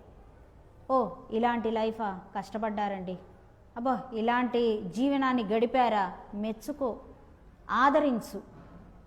అంతే తప్ప ఆరాధనకి వెళ్ళిపోవటం, గుడ్డిగా వెళ్ళిపోవటం అనేటటువంటిది ఏంటి? నీ జన్మని నువ్వు ప్రశ్నించుకుంటున్నట్లు అనమాట. నీ తల్లిదండ్రులు నువ్వు కాదు అని చెప్పి నీ బిడ్డ ఎప్పుడైతే గనక పక్కని వెళ్ళిపోతుంటే వాడిని వెధవా అని ఎలా అంటారో నీ విషయమైనా అంతే. అది నువ్వు ఎందుకు అక్కడికి అట్రాక్ట్ అవుతావు? ఎందుకంటే చాలా చాలా విషయాల్లో నీకు నచ్చిన వాటికి అక్కడ రిస్ట్రిక్షన్స్ ఉండవు కాబట్టి. ఘంటాపదంగా చెప్తాను నేను. బౌద్ధం చాలామంది ఏందో చాలా కబుర్లు చెప్తారు. ఒక పిల్లాడు ఇలాగే వచ్చి మా దగ్గర అన్నాడు అనమాట, బౌద్ధం మాకు నచ్చుతుంది ఎందుకంటే ఫ్రీడమ్ ఉంటుంది బౌద్ధంలో అని చెప్పాడు. ఏం ఫ్రీడమ్ ఉంటుంది అంటే హిందూయిజంలో ప్రతిదీ రిస్ట్రిక్షనే. కాళ్ళు కడుక్కొని రావాలంటాడు, ఇది అంటాడు, ఈ బొట్టు అంటాడు, ఆ బొట్టు అంటాడు, ఇటు అంటాడు, వాడికి దండం పెట్టి వీడికి దండం పెట్టను అంటాడు. అసలు వీడికి బౌద్ధం అంటే ఏంటో తెలుసా? తెలీదు. నేను చూపిస్తా. అక్కడికి ఒకసారి టిబెట్కి కానీ లేదు అని అంటే టిబెట్ దాకా ఎందుకు, ఇక్కడే ఉంది మనకి ఏమంటారు బయలుకుప్పే, కర్ణాటకలో ఉంది. ఆ బయలుకుప్పేకి వెళ్తే తెలుస్తుంది. అడ్డంగా ఓ నేలల మీద పడిపోయి దండాలు పెడుతూ ఉంటారు. మరి బౌద్ధులే, వాళ్ళకి గుళ్ళు గోపురాలు ఉన్నాయి. మరి దాని సంగతి ఏంటి? దేన్ని నమ్మని వాడు గుడి పెట్టకూడదు కదా, అవునా? ఇక ఫ్రీగా ఉంటుంది, ఫ్రీడమ్ ఉంటుంది, నీకు ఏది నచ్చితే అది చెయ్యి అని చెప్తారు అని అన్నారు. రైట్, బాగుంది. రేపు నీ చెల్లెలు అలాగే దానికి నచ్చిన వాడిని చేసుకుంటాను అని అంటుంది, ఓకేనా? ఎవరినో తాగుబోతుని ఇష్టపడుతుంది, పెళ్ళైతే మానేస్తానని చెప్పాడు వాడు, ఎవరికి లొంగనాడు నాకు లొంగాడు అనుకుంటుంది ఇది. సో నేను చేసుకోవడంలో ఏంటి రాంగ్ ప్రాబ్లం అంటే చిన్నపిల్ల, దానికి ఏం తెలుస్తుంది? అది పిచ్చి డెసిషన్. ఎంత చిన్నపిల్ల, పెళ్లి చేసుకునే పిల్ల చిన్నపిల్ల, అది నువ్వేమో చాలా పెద్దోడివి కదా. అంటే దాని స్వేచ్ఛ విషయంలో మటుకి దాని డెసిషన్ తప్పు, నీ స్వేచ్ఛ విషయంలో యు ఆర్ ఎవ్రీథింగ్ రైట్ అంటే ఎట్లా? దాన్ని రిస్ట్రిక్ట్ చేయడానికి నువ్వేవాడివి, అవునా కాదా? You have no right to restrict her. ఎవరికి ఇష్టం వచ్చింది వాళ్ళు చేసుకుంటారు, వాళ్ళ లైఫ్ ద్వారా వాళ్ళు తెలుసుకుంటారు. మంచిదే కదా, తెలుసుకొని మూతి బదులయ్యేటట్టు జీవితంలో పడింది అనుకో, తెలుసుకుంటుంది. నీకేంటి ప్రాబ్లం అక్కడ? Let her live her life, let her enjoy her life, let her entertain her life కదా. వాట్స్ ప్రాబ్లమ్ ఇన్ దట్ కదా. అందుకని కళ్ళకు గంతలు కట్టుకొని సగం తెలుసుకొని మాట్లాడకూడదు ఎప్పుడూ కూడా. అది సగం తెలుసుకొని ఓహో ఇది బాగుంది, బుద్ధుడు కేవలం అహింసావాదాన్ని చెప్పారనో ఇంకోటనో మరొకటనో అడ్డగోలుగా మాట్లాడకూడదు. ఆయన చూపించినటువంటి ఆయన లైఫ్లో ఒక రాజు అయ్యుండి, క్షత్రియుడు అయ్యుండి ఆ జీవితాన్ని తెచ్చి సుఖంగా ఉండాలి అని తల్లిదండ్రులు అనుకున్నా కూడా ఈ లైఫ్లోకి వచ్చి సన్యాసం స్వీకరించారు. అంతవరకే మాట్లాడను, ఎక్స్ట్రా మాట్లాడద్దు. నువ్వు ఎక్స్ట్రా మాట్లాడి ఆ లైఫ్ని దాన్ని అది గుడ్ అనుకుని నువ్వు వెళ్ళిపోయినప్పుడు ఏమవుతుంది? అప్పుడు చాలా మాట్లాడాల్సి వస్తుంది. ఎవరి దానిలోంచి ఎంతవరకు ఎగ్జాంపుల్ తీసుకోవాలో అంతవరకే, మెచ్చుకో అంతవరకే, గుడ్ మెచ్చుకో అంతే. తప్పిస్తే సిద్ధాంతాలు అందరివి అన్నీ కరెక్ట్ అయిపోవు. నువ్వు అలా ఎప్పుడైతే అనుకుంటున్నావో నీకు అసలు అనలైజింగ్ కెపాసిటీయే లేదు, వెధవ్ అని ప్రూవ్ అవుతుంది అక్కడ. నువ్వు దేన్ని అనలైజ్ చేసుకోవట్లేదు. ఇంకొకటి, నాకు బౌద్ధం ఇష్టం అని అంటాడు, లేదా సాయిబాబా ఇష్టం అని అంటాడు. నీ పిల్లాడిని ఎందుకు తీసుకెళ్తున్నావు నువ్వు అక్కడికి? వాడికి నచ్చినప్పుడు వాడు వస్తాడు. భయ్ నీకేంటి ప్రాబ్లం అక్కడ? స్వేచ్ఛ అయ్యి వాడికి బాబా గుడికి వెళ్ళాలనిపిస్తే వెళ్తాడు. తర్వాత ఎప్పుడు నువ్వు అను ఇగో ఇదాను. ఇక్కడ హిందూయిజంలో మరి చెప్పేది అదే కదా. చిన్నప్పటి నుంచి పిల్లలకి సంప్రదాయంలో సనాతనంలో ఏం చెప్తున్నారు? శ్రీరామ జయ రామ జయ జయ రామ అను, జై శ్రీకృష్ణ జయ కృష్ణ అను అని అంటే చిన్నపిల్లల్ని రిస్ట్రిక్ట్ చేస్తారు అని అన్నావు. మరి నువ్వు చేస్తున్నది ఏంటి అక్కడ? Non sense. గేదెల్లా ఉండి వయసు పైబడి నువ్వు వెళ్ళి నేర్చుకొని మళ్ళీ పిల్లల మీదకి ఎందుకు రిస్ట్రిక్షన్ తీసుకొస్తున్నావు? Who the hell are you to restrict them కదా. నువ్వు చెప్పేదొకటి చేసేదొకటి జరుగుతోందనమాట. అందుకని హిపోక్రసీలో బతకద్దు. నువ్వు ఏం మాట్లాడుతున్నావో ఏం ఆచరిస్తున్నావో నువ్వు మళ్ళీ తిప్పి వాడు తెలుసుకుంటాడు. దేవుడు లేడు అని అంటే వాడు తెలుసుకుంటాడు. నీకేంటి ప్రాబ్లం అక్కడ? వాడు ఏవో 10 పుస్తకాలు చదువుతాడు, ఏదో ఒక పుస్తకాన్ని నచ్చితే అదే అనుకుంటాడు. నువ్వు నీ సిద్ధాంతాన్ని అంతా వాడి మీద రుద్దడానికి who the hell are you ఇప్పుడు చెప్పు కదా. అందుకని ఇక్కడ ఏ రిస్ట్రిక్షన్ అయితే ఉందో నువ్వు కూడా అదే రిస్ట్రిక్షన్ చేస్తున్నావు అనమాట. అందుకని you are not obtaining any kind of new thing here కదా. సరే, అది అనమాట. అంటే ప్రతిదీ కూడా శ్లోకాలను మార్చేయటం లేదా భావాలను ఇష్టం వచ్చినట్టుగా అర్థం చేసుకొని మాట్లాడటం, సగం సగం తెలుసుకొని మాట్లాడటం కుదరదు. తెలివి తక్కువ వాడి దగ్గర, చేతగాని వాడి దగ్గర నడుస్తాయేమో కానీ అన్నీ అందరి దగ్గర చెల్లుబాటు అవ్వవు. తెలుసుకోవాలి. మనం ఇంట్లో ఒక ఫోటో పెడుతున్నాం అంటే 10 సార్లు ఆలోచించి దానిని మన ఇంట్లోకి తీసుకురావాలి. నువ్వు సగం సగం బుకిష్ నాలెడ్జ్ పనికిరాదు. ఏమండి, పుస్తకంలో చదివినట్టుగా నువ్వు వంట చేసేయగలవా? క్షణానికి ఇల్లు వదిలిపెట్టి వెళ్ళిపోయి హోటల్లో తింటాడు కదా. కుదరదు. అట్లాగా మార్చుకుంటూ ఉండాల్సి వస్తుంది. ఉప్పు తగినంత, అకార్డింగ్ టు ద కండిషన్స్ నడవాల్సి వస్తుంది. అంతే తప్పిస్తే ఉప్పు చెంచా అనంటే మనం చెంచా వేస్తే ఇక అంతే. ఇక్కడ వీడికి నచ్చకపోవచ్చు, లేదా అత్తగారికి బీపీ ఉండొచ్చు, రోజు కన్నా ఎక్కువ తిట్టచ్చు కదా. డిపెండ్స్. ఇంట్లో ఒక వంటనే ముగ్గురికి 3 కటోరీల్లోకి తీసి ఒకళ్ళకి ఉప్పు ఎక్కువ, ఒకళ్ళకి ఉప్పు తక్కువ, ఒకళ్ళకి అసలు లేకుండా చేయాల్సి వస్తుంది కదా. సరే, మణి కదవం తాళ్తిడవాయ్, మణులతో ఉన్నటువంటి ఆ తాళాన్ని, ఆ గడియని తెరవవమ్మ. కొంచెం తెరిస్తే నువ్వు బయటికి రావచ్చు కదా, నిన్ను మేము చూసుకోవచ్చు కదా. అలాగే పనిలో పన్ను వస్తూ ఉండగానే గదిలో ఎక్కడైనా కృష్ణుడు ఉంటే అలా మేము కూడా సేవించుకోవచ్చు కదా. లేదు, నువ్వు నడుస్తూ వస్తుంటుంటే కనుక నీ మనసులో మెదిలాడే ఆ కృష్ణుడు ఎవరైతే ఉన్నారో ఆయనని మేము సేవించవచ్చు కదా. నిన్నేమో ఒక అమ్మాయి సిగ పువ్వుగా చేసుకొని పెట్టుకుంది. ఈ రోజుకి ఆ పరిమళాలు వస్తూనే ఉన్నాయి, ఇక వస్తాయి కూడా. ఇక ఈ హృదయ పద్మంలో ఆయనని కూర్చోపెట్టిన దానివి కదా, ఇంకెంత పరిమళం వస్తుందో కదా. బయటికి రావమ్మా అని చెబుతున్నారు. మా మీరవళై యజుప్పీరో, అయిపోయింది.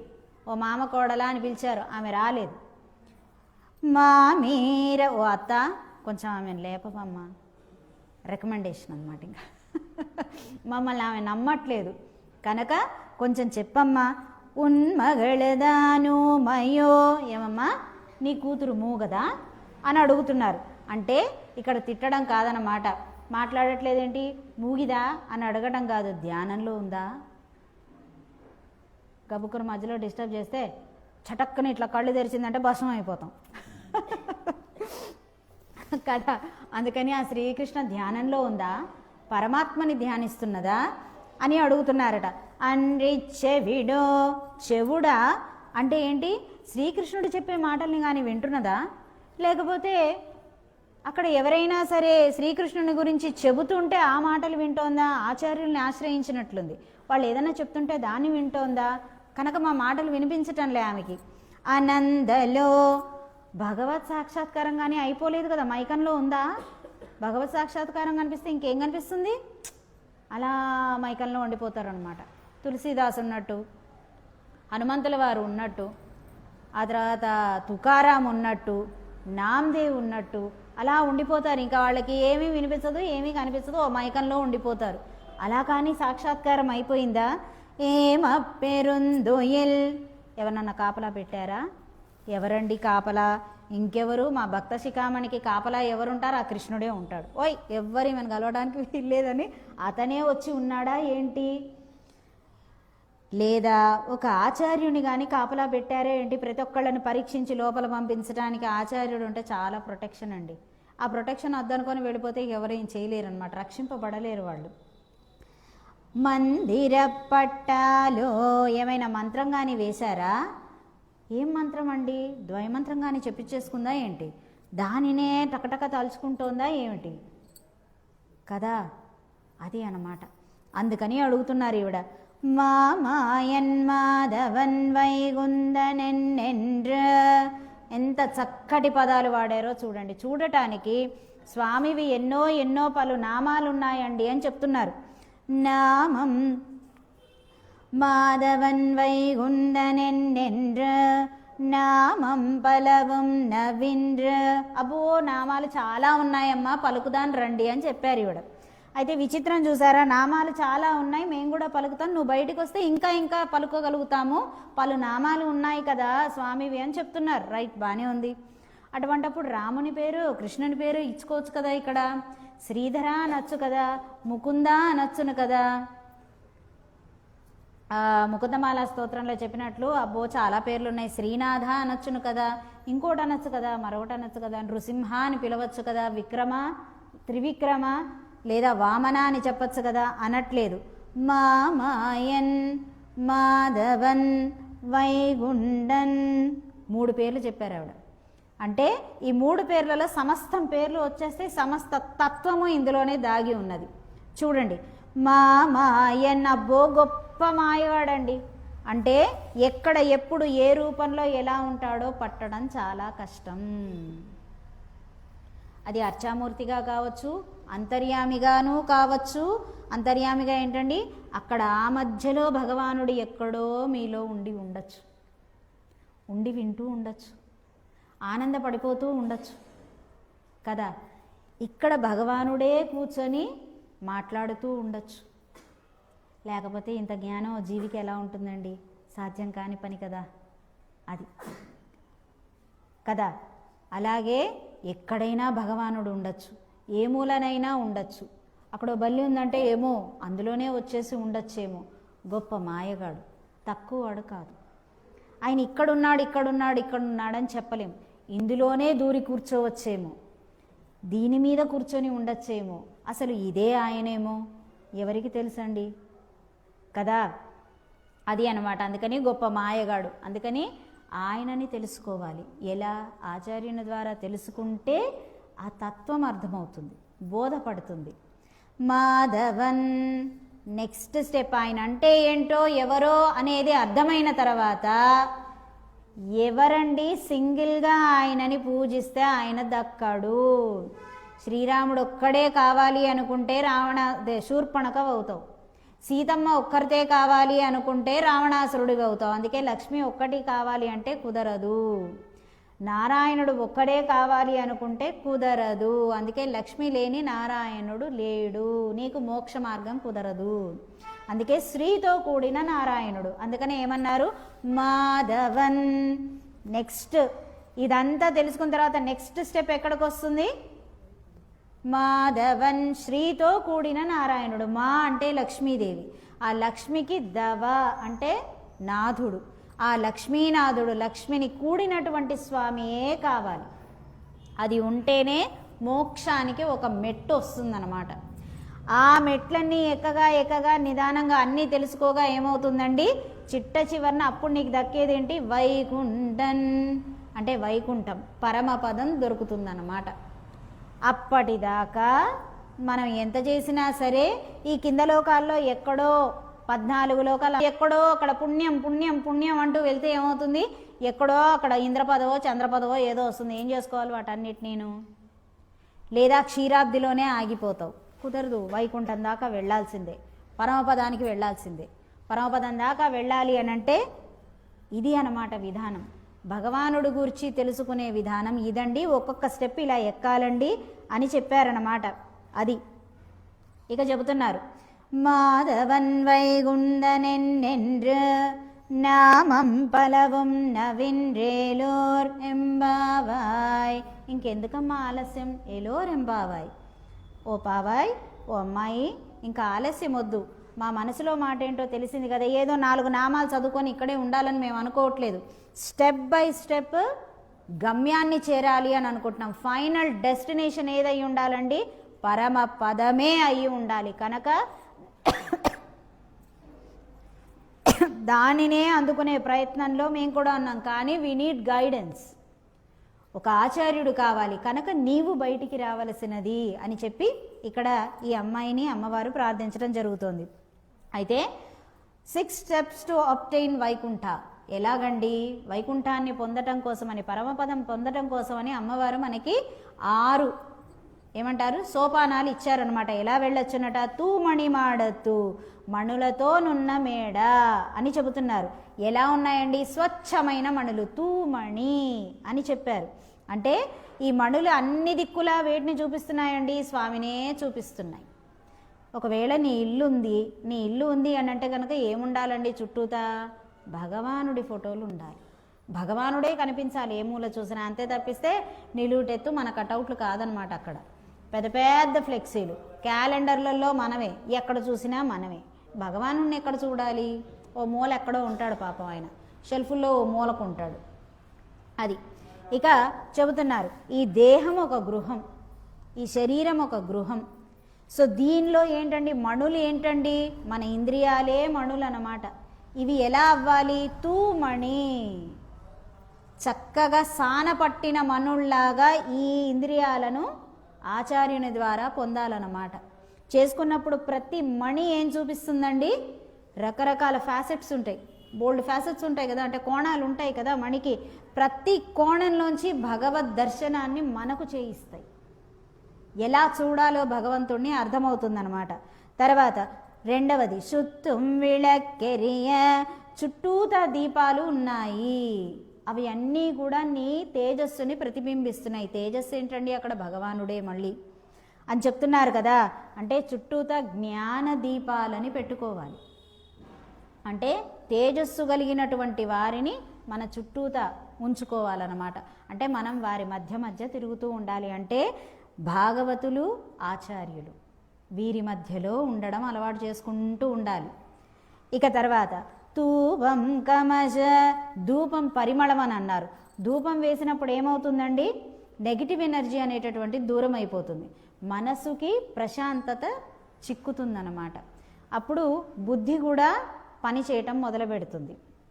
అది ఆలోచన అనేటటువంటిది ఏమవుతుంది, టెన్షన్స్ అన్నీ రిలీజ్ అయిపోతాయి, దాంతో కాన్సన్ట్రేషన్ అనేది ఇంక్రీజ్ అవుతుంది కదా. అది చెబుతున్నారన్నమాట. ఈ భగవద్ అనుభవం అనేటటువంటి ధూపాన్ని వేసుకోవాలి. ధూపం ఎవరు వేయాలండి, మనంతట మనం వేసుకుంటే కుదరదు కదా.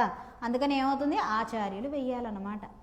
అది అలా వేసినప్పుడు ఏమవుతుంది, భగవద్ అనుభవం అనేటటువంటి ధూపంతో ఈ శరీరం అంతా, ఈ ఆత్మ అంతా నిండిపోయి ఉండాలట.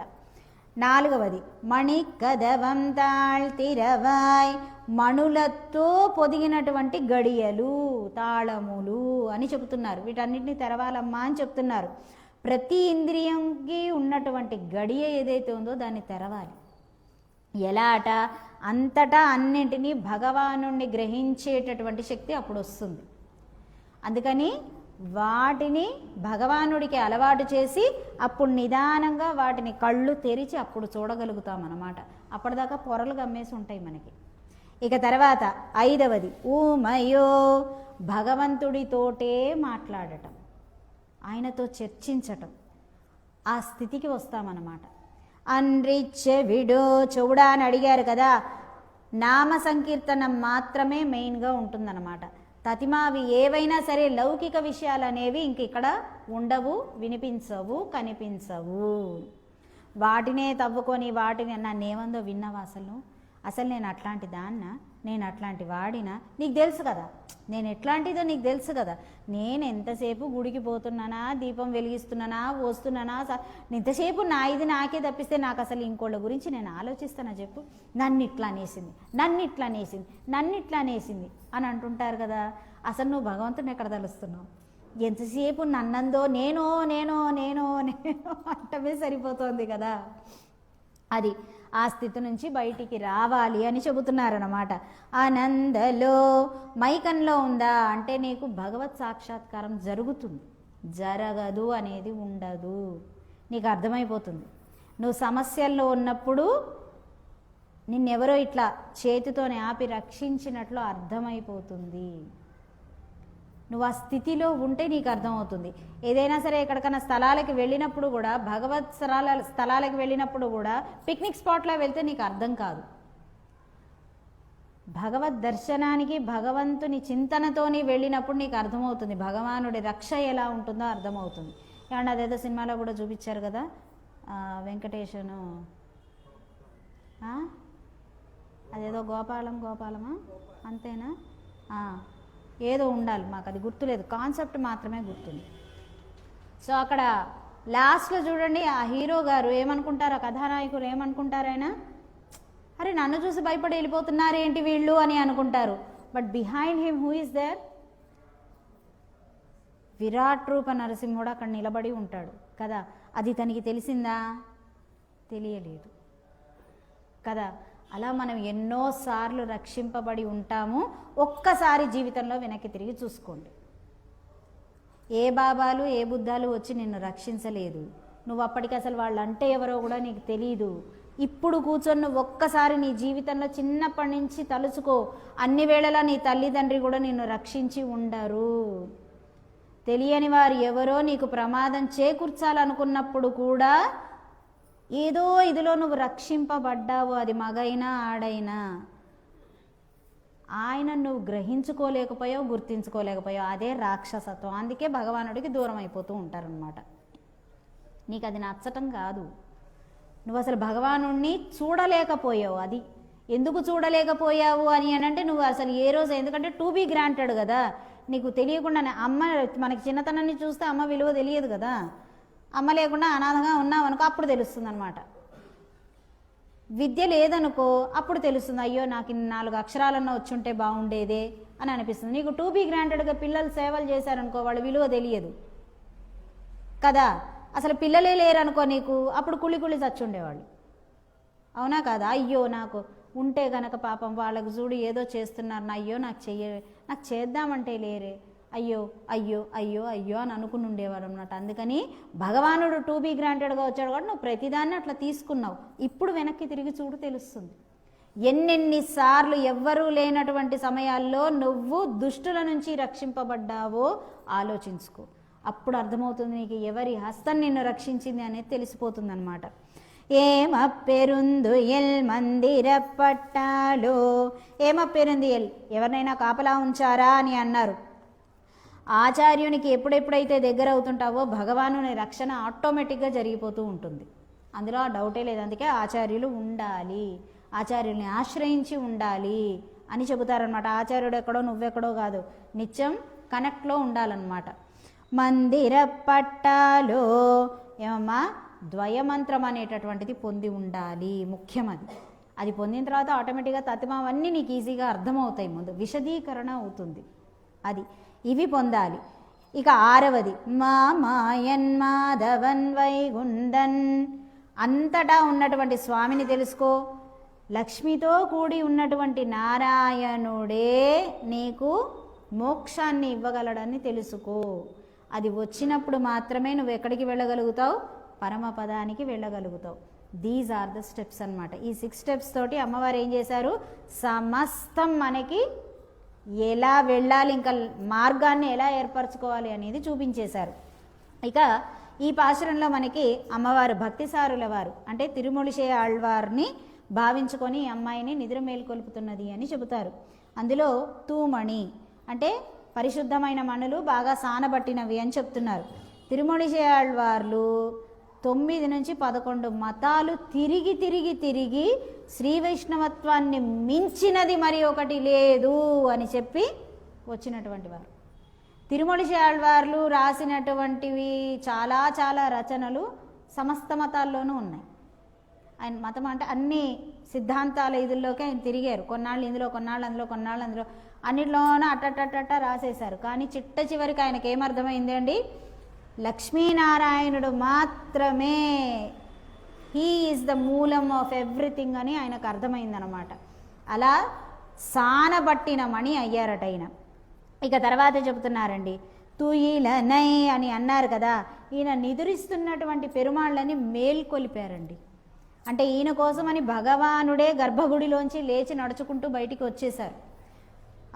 యథోక్తకారి పెరుమాళ్ళని చెప్పి, రంగా పోదాం ఇక్కడి నుంచి, రాజు మన వెళ్ళిపోమంటున్నాడు అనగానే ఈయన ఊరికనే చెప్పుకొని వెళ్ళిపోయారు అంతే. వెనక స్వామిని ఏం చూసుకోలే, ఊరికే అన్నారు అంతే.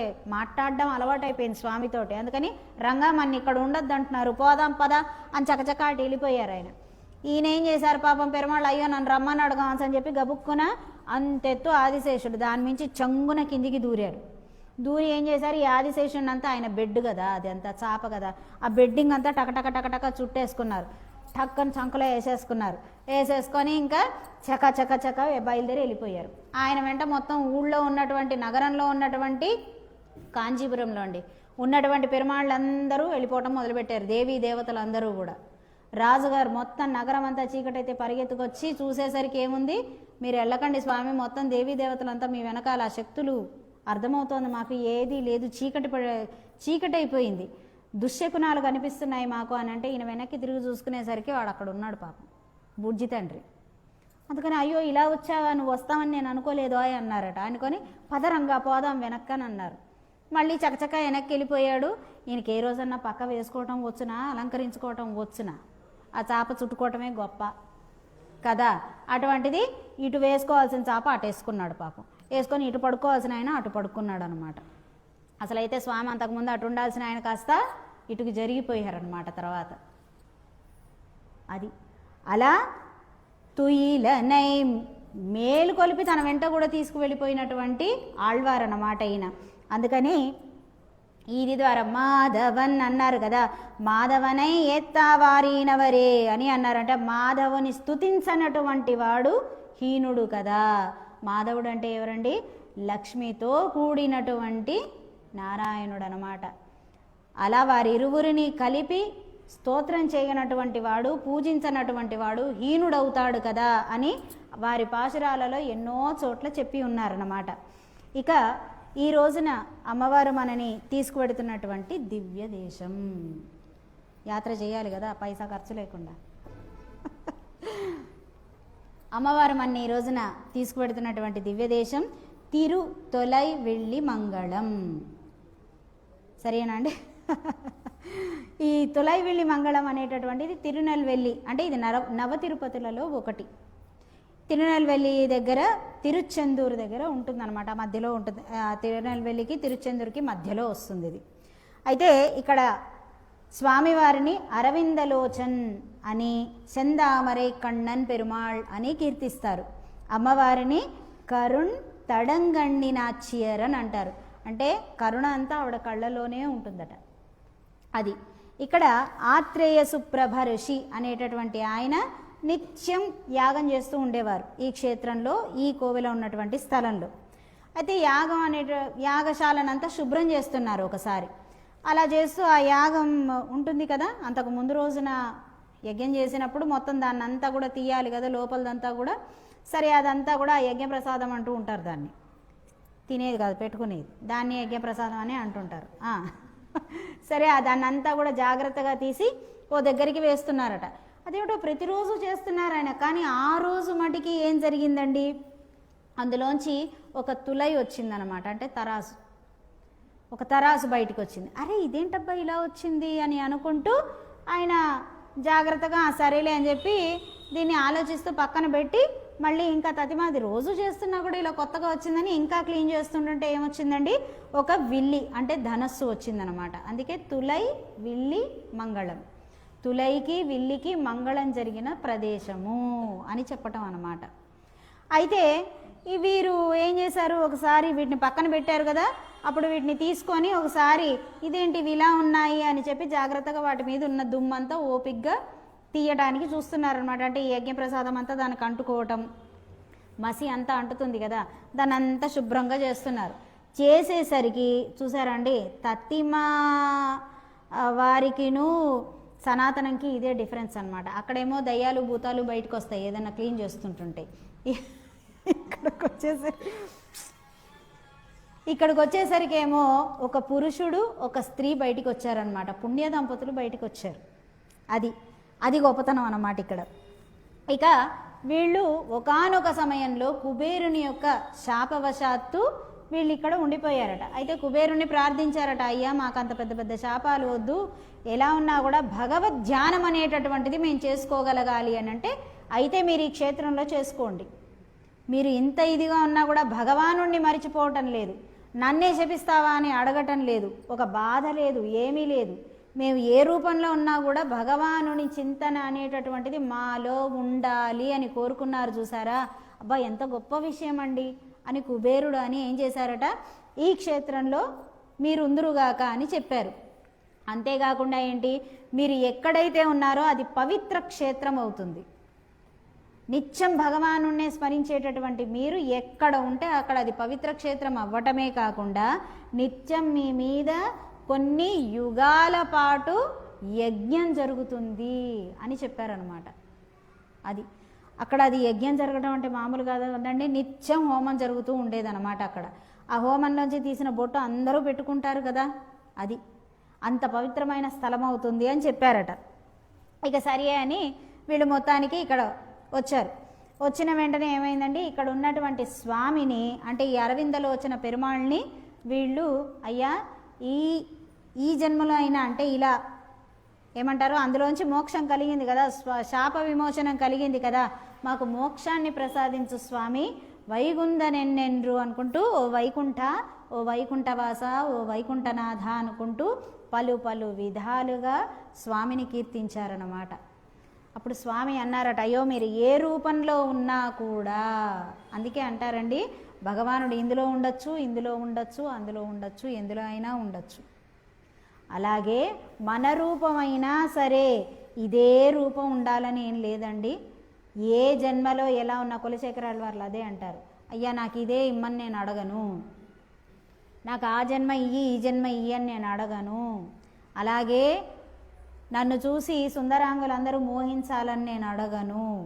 ఎందుకంటే ఒక క్షత్రియుడిగా చాలా గొప్పగా అనిపిస్తుంది అనమాట. ఎందుకంటే వీడు ఎంత వీరుడైతే అంతమంది అమ్మాయిలు ఫ్లాట్ అయిపోతూ ఉంటారు కదా, సినిమాల్లో కూడా చూసాం కదండి. ఆ మధ్య పెద్ద పెద్ద రాజులు ఏదో చిన్న చిన్న యుద్ధాలు చేసి రాగానే అమ్మాయిలందరూ అలా ఏంటిది ద్వారబంధాల్లోంచినో స్తంభాల చాటు నుంచి చూడటం కదా.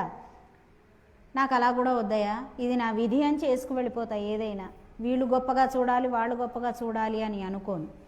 నరకానికి పంపొద్దని కూడా అడగను.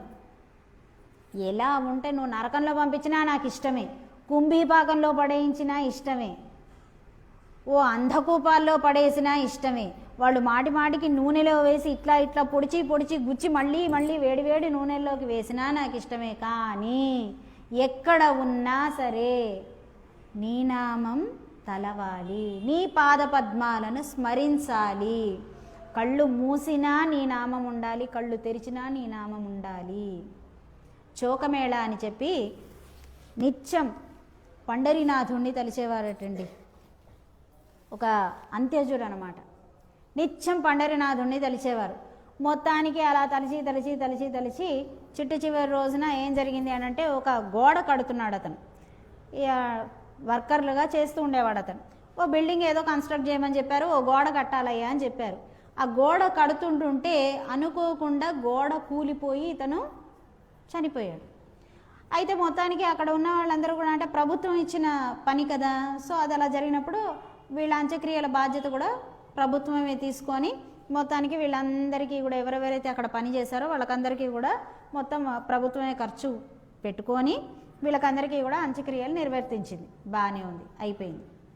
అయితే ఒకరోజు నామదేవ్ పండరీనాథుడి దగ్గరని దర్శించుకుందామని చెప్పి పండరీనాథుడికి అలా కీర్తిస్తున్నారట.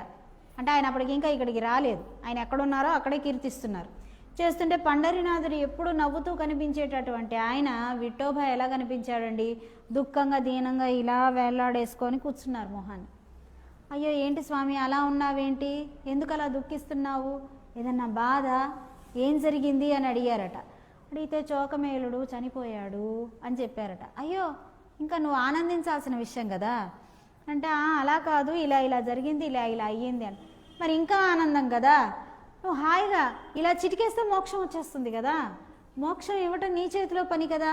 అరే ఇంకేంటి, మోక్షం ఇచ్చేయచ్చు కదా, దానికి ఇంకా ఆలోచిస్తామేంటి స్వామి, బాధపడడానికి ఏముంది ఇందులో, నేనే ఎంతో సంతోషిస్తున్నాను అబ్బా.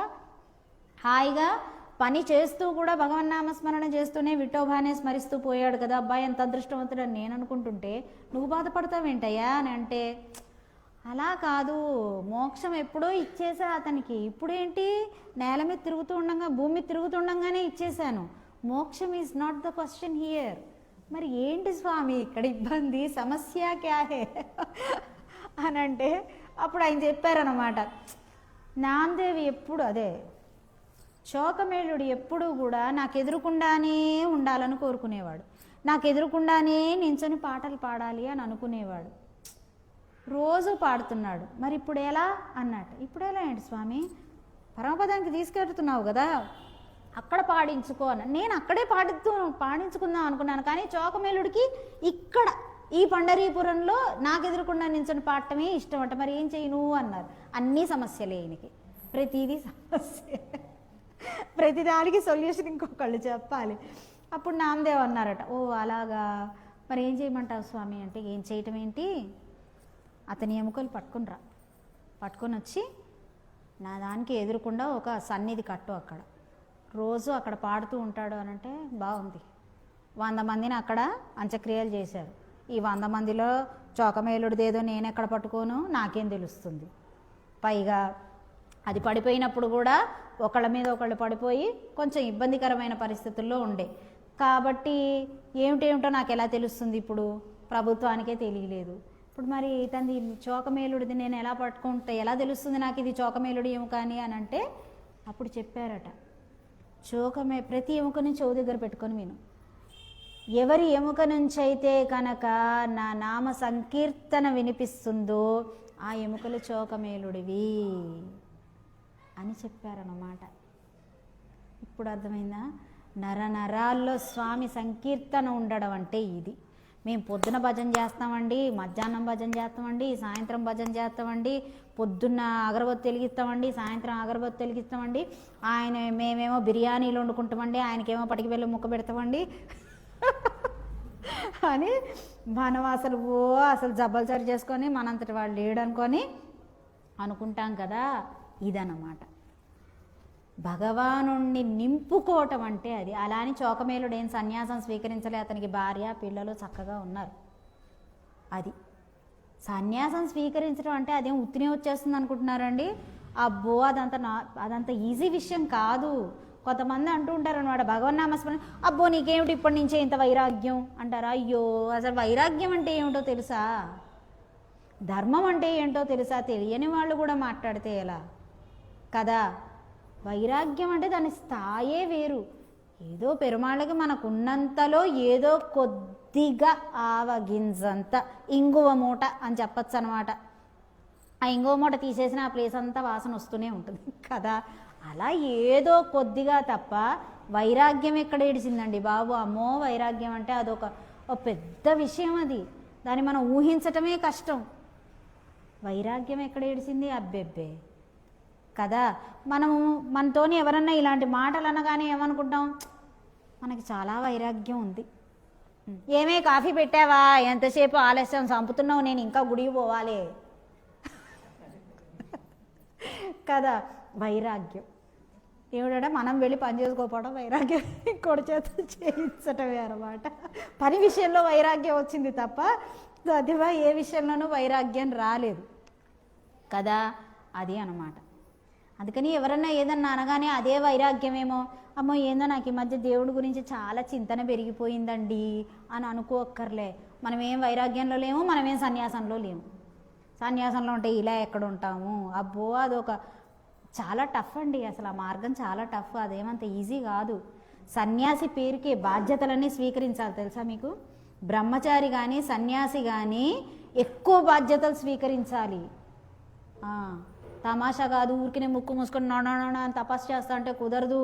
చాలా బాధ్యతలు తీసుకోవాలి సన్యాసి. లోక కళ్యాణం కోసం ఎంతో పాటుపడాలి. అంతే తప్ప మనం టింగ మనం ఏం సన్యాసులం అయిపోవట్లేదు, మనకేం వైరాగ్యం ఏం రావట్లేదు ఇక్కడ. అది ఏదో పెద్దలు నేర్పించిన దాంట్లో అటు ఇటు వెళ్ళిపోకుండా ఆ మాత్రం ఓ ట్రాక్ వేసి పెట్టారు, ట్రైన్ దాని మించి వెళ్తుంది అంతే. పట్టాలు తప్పితే ఏమవుతుంది ఇక అంతే. అలా జరగకుండా ఏదో మన పెద్దవాళ్ళు అక్కడ ముందుండి జెండా ఊపుతున్నారు, ఓ విజిల్ వేస్తున్నారు, సీటీలు వేస్తున్నారు, దాని నుంచి వెళ్ళిపోతున్నాం అంతవరకే తప్ప అంతకు మించి ఏం గొప్పగా జరగట్లేదు. అది అయితే ఈ చెవి దగ్గర పెట్టుకొని విన్నారట. అలా వెళ్ళి ప్రతి ఎముకని ఈ నామదేవికి చూడండి, భగవానుడు ఆజ్ఞ అంటే ఆజ్ఞ అంతే, చిచ్చి పోయి ఇప్పుడు నేను ఆ ఎముకలన్నీ పెట్టుకొని వినాలా అని అనకుండా భగవంతుడు చెప్పాడు చెయ్యాలి అంతేనండి అని ప్రతి ఎముకని చెవి దగ్గర పెట్టుకొని విని ఏ ఎముకైతే గనక విఠోబా విఠోబా విఠోబా విఠోబా పాండురంగ విఠలే విఠలే విఠలే అని అంటుందో ఆ ఎముకలన్నింటినీ కూడా జాగ్రత్తగా పక్కన పెట్టుకొని తెచ్చి విఠోబా మందిరికి ఎదురుకుండా పండరీపూర్లో ఈయనకొక సన్నిధిని ఏర్పాటు చేశారనమాట. ఈ రోజుకి ప్రాతకాలమే ఆ ఎముకల నుంచి స్వామికి సంకీర్తన వినిపిస్తుంది అనే నానుడి ఉందన్నమాట. అది విషయం. అలా ఏదైనా సరేనండి, భగవంతుని యొక్క ధ్యానంలో ఇది అది ఇంకోటి మరొకటి అని ఇది జీవించి ఉంది ఇది జీవించి లేదు అని చెప్పటానికి లేదు. మన ధర్మంలో మనకు అదే చెప్పారు, దానిని ఆచరణలో చూపించారు, సాక్ష్యాధారాలతో సహా మనకి చూపించారు. ఇంకేం కావాలి నీకు సాక్ష్యాలు కదా. అది మన మధ్యలో తిరిగిన చౌకమేలుడు అనమాట అతను.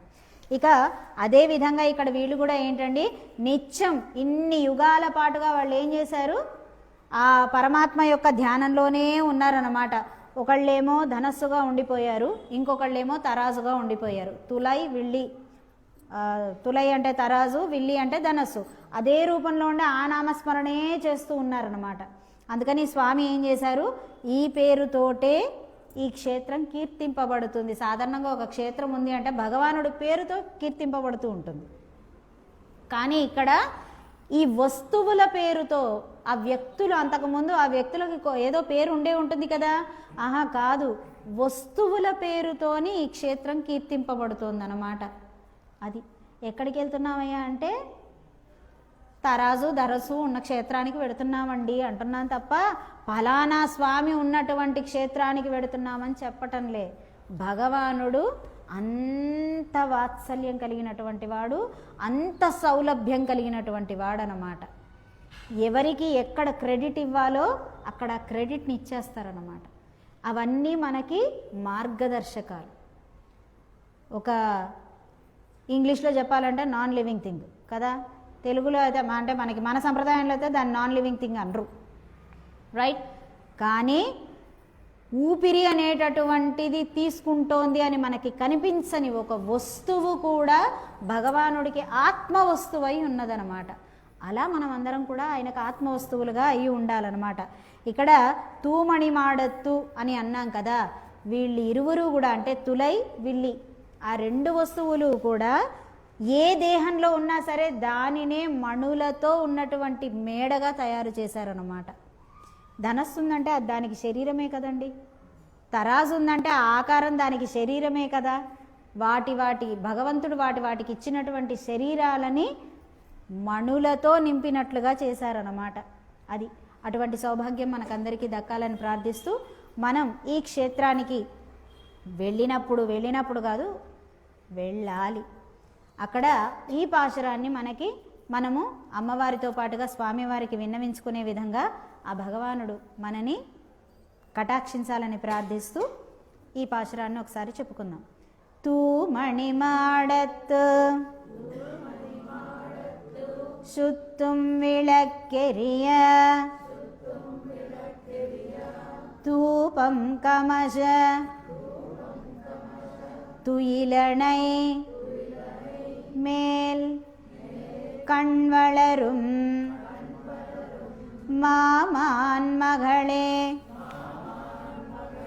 மணிக்கதவம் தாழ்த்திடவாய் மாமீர் அவளை எஜுப்பீரோ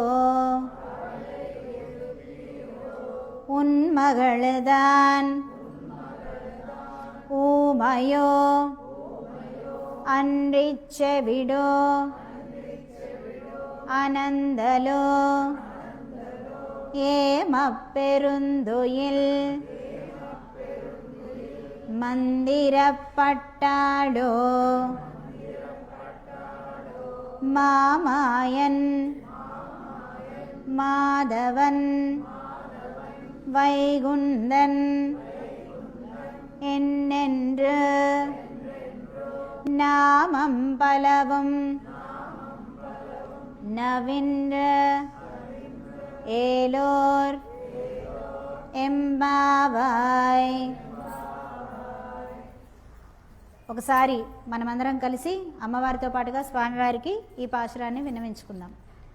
தூமணி மாடத்து சுத்தும் விளக்கெரிய தூவம் கமசத்து இலனை மேல் கண் வளரும் மாமான் மகளே மணிக்கதவம் தாழ்த்திடவாய் மாமீரவளை எழுப்பீரோ உன் மகள்தானுமயோ அன்றிச் செவிடோ அனந்தலோ ஏமப்பெருந்துயில் மந்திரப்பட்டாளோ மாமாயன் மாவன் வைகுந்தனென்று நாமம் பலவும் நவின்றேலோரெம்பாவாய். ஸ்வஸ்தி. ஆழ்வார் திவ்ய திருவடிகளே சரணம். எம்பெருமானார் திவ்ய திருவடிகளே சரணம். ஜீயர் திவ்ய திருவடிகளே சரணம். சர்வம் ஸ்ரீ கிருஷ்ணார்ப்பணமஸ்து. ஜெய் ஸ்ரீமன்னாராயண். ஜெய் மா பாரதி.